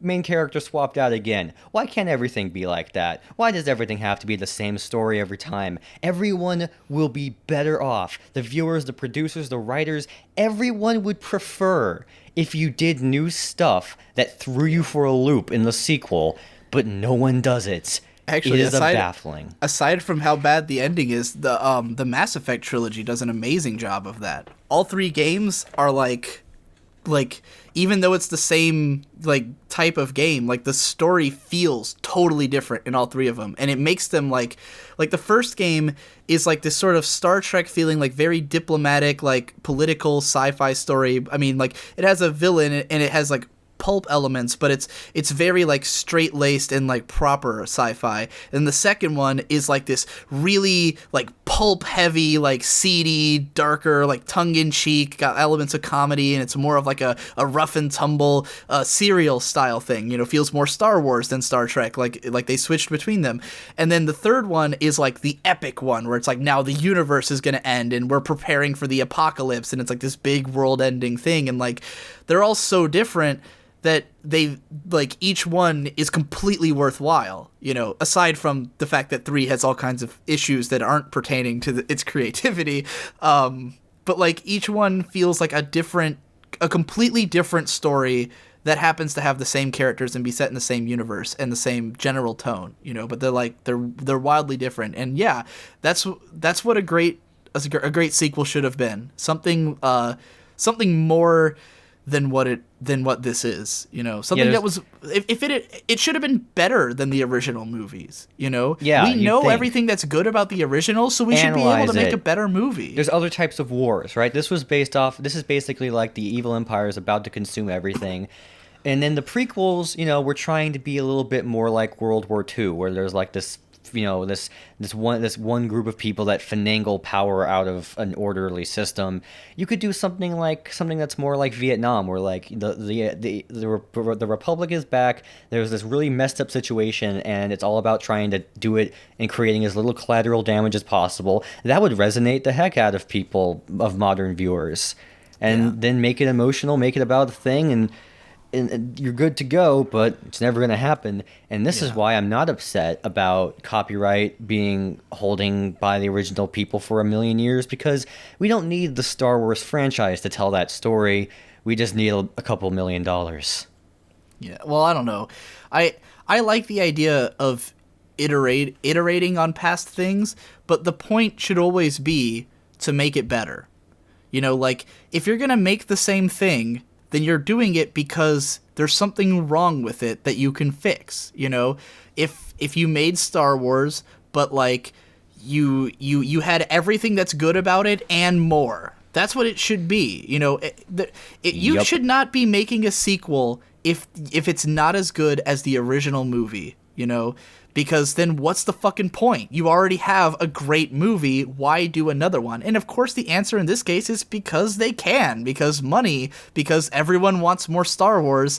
And what we get is just not as good as the original trilogy. It's a good movie, people will see it, but it's not going to last, it's not going to stay with them. They're still going to prefer the originals, they're still going to watch those over the new ones, you know. It's not, there's no reason for this to exist. There's cynical. No reason. I was saying this cynically, but I do want to have the opportunity to be involved in a thing like this so that I can prove that it can be done. This is why I want to be involved in like an all-new multimedia company that can make a thing, and like we'll make each version better than ever before. You know what actually is doing that? Is fucking Gundam. Right now, Gundam is better than it ever was in the past. Because they've taken, like, the thing about Gundam is, like, they had the original show, and it was pretty good, but it was mostly good because it was groundbreaking. It had lots of ideas that hadn't been done before. It had lots of, like, it was the first ever, like, serious giant robot show that had, like, politics and stuff in it, and was interesting. And then, like, it kind of went downhill because they kept trying to just cash in and just make, oh, well, we just got to make something else with robots, call it Gundam. And it kept getting worse and worse and worse. And then all of a sudden, in the mid-2000s, they decided Gundam is now going to be great. Like, if we're gonna make Gundam shows, we should make them the best fucking thing that's coming out, you know? And then they start making these, like, extremely high budget, extremely beautiful, like, really well written, really tight Gundam shows. And they make, like, Unicorn, and now they're doing Gundam The Origin, where it's like they're OVAs, so it'll be like one episode comes out every 7 months or something. Like they've detailed everything perfectly, and like all the shows that are coming out now are like exponentially better than anything from the past of the franchise. Yeah, and I know that all sorts of original things happen in them. And do you think for a moment in Star Wars Episode 7, Finn is gonna run into a door in a burning building and fall down the steps? Not that Gundam. That's not the one I'm talking about, though. Oh no, that one's just weird, because that's the one that the guy who created Gundam, Yoshiyuki Tomino, like, is a crazy man, and his directing style is insane, and that's the show that he did that like no one understands. But like the shows that for Star Wars Episode 13, they need to bring Lucas back, and Howard the Duck will show up, and all of his other crazy creations, and it'll be the most insane Star Wars ever. Yeah, like people often compare Tomino to Lucas as like, you know, they say he's the George Lucas of anime because he keeps making new parts of his old stories and they suck. But what's great about Gundam is that he hasn't really been the guy in charge of it for a long time. You know, the studio owns it and they've made tons of shows, but like now they're making stuff where they're taking the ideas of the original and they're presenting it better than Tomino ever possibly could. And that's not what we got from Abrams here. We did not get he took Lucas's ideas and did them better. He took Lucas's ideas and did them worse, you know? Like he did them baseline acceptable. It's like watching an alternate century Gundam show, which is to say, like, you watch it because it's Gundam, and then you go, it's not really that good, though. And now that Disney is in charge, they seem to be the masters of having everything in the craft be just right, but it doesn't come together. Their animated movies, no matter how good they are, the story doesn't come together in this beautiful melody of narrative that sticks with you for years. I don't think we should get too, like, I don't think we should start shitting on Disney, like, without being in a podcast where we're going to explain ourselves, because people are just going to be like, what are you talking about? If you want to know where I'm coming from, go watch my Big Hero 6 critique where I talk about Disney. I mean, I personally, like, there's very few Disney movies I actually like in their entire history, but like I don't want to get too into that because people are just gonna be like, oh, your opinion is disregarded now. Like the Marvel movies are like that too now. The Marvel movies are, everything is obnoxiously competent. Everything is 63% fresh. I think after Avengers 1, it was just like, I can't do it anymore. I agree. It's like it doesn't. I don't feel anything. It doesn't all come together in something that really sticks. So don't get me wrong. I thought Avengers 1 was great, and I do think it's a very solid movie. I just think after that point, there was just nothing left. I'm done with you know? things being solid. It doesn't count Yeah. anymore. Being solid should be expected of you. We have 100 years of filmmaking history to learn from, 7,000 years of storytelling, 10 years of internet people explaining everything you could ever want to know, and hundreds of millions of dollars and thousands Right. of experts. We want something better. Watching Star Wars: The Force Awakens should not be like, okay, I'm at some point tonight, I'm going to probably watch someone's review video about something on YouTube, and I'm gonna get more out of it and enjoy it more than I enjoyed The Force Awakens. And I don't think I could say that about the original Star Wars, because so much of it has stuck with me. Especially, I mean, the most interesting stuff about Star Wars is like the ideological stuff in the later movies. And like that stuff I do think about sometimes. And like this movie could maybe pull some of that out later, but like it's a sequel. It should already be pulling that stuff out. It should already have the ideology of like what the Force means. That should already be present, you know? If you're going to have a sequel, then make it, you know, continue to build on what came before. I don't know. You've convinced me to be very down on this movie now. Yeah, you actually made me a little bit more down on it. Like I was being optimistic. Like, well, they at least set everything up to where maybe they'll be original in the next ones, but Yeah, I'm going to call this video Digi and Davoo Bitch About Star Wars, just so it's sort of a warning. I guess. I'm starting to wonder. I've been challenging my life philosophy that if you start by framing it as negatively as possible, people will just be more likely to think it's negative. Maybe we could go the Mr. B-Tongue way and like make it seem like we're trying, you know, like how he calls it tasteful, understated nerd rage. So it's like, it's him as a character trying to undersell it. That might be the way to go. So we'll call it Davoo and Digi become very confused and ultimately dislike The Force Awakens. That sounds about right. Yep. Or discuss The Force Awakens and eventually come to the conclusion that it's not very good. How's and this that? title is very long. All right, I guess that about wraps up our podcast here. Yep. 2.5 hours. Much longer than the movie. Yeah. Brilliant. Was it longer than the movie? I'm not That sure. was probably only 2 hours, right? Yeah, probably.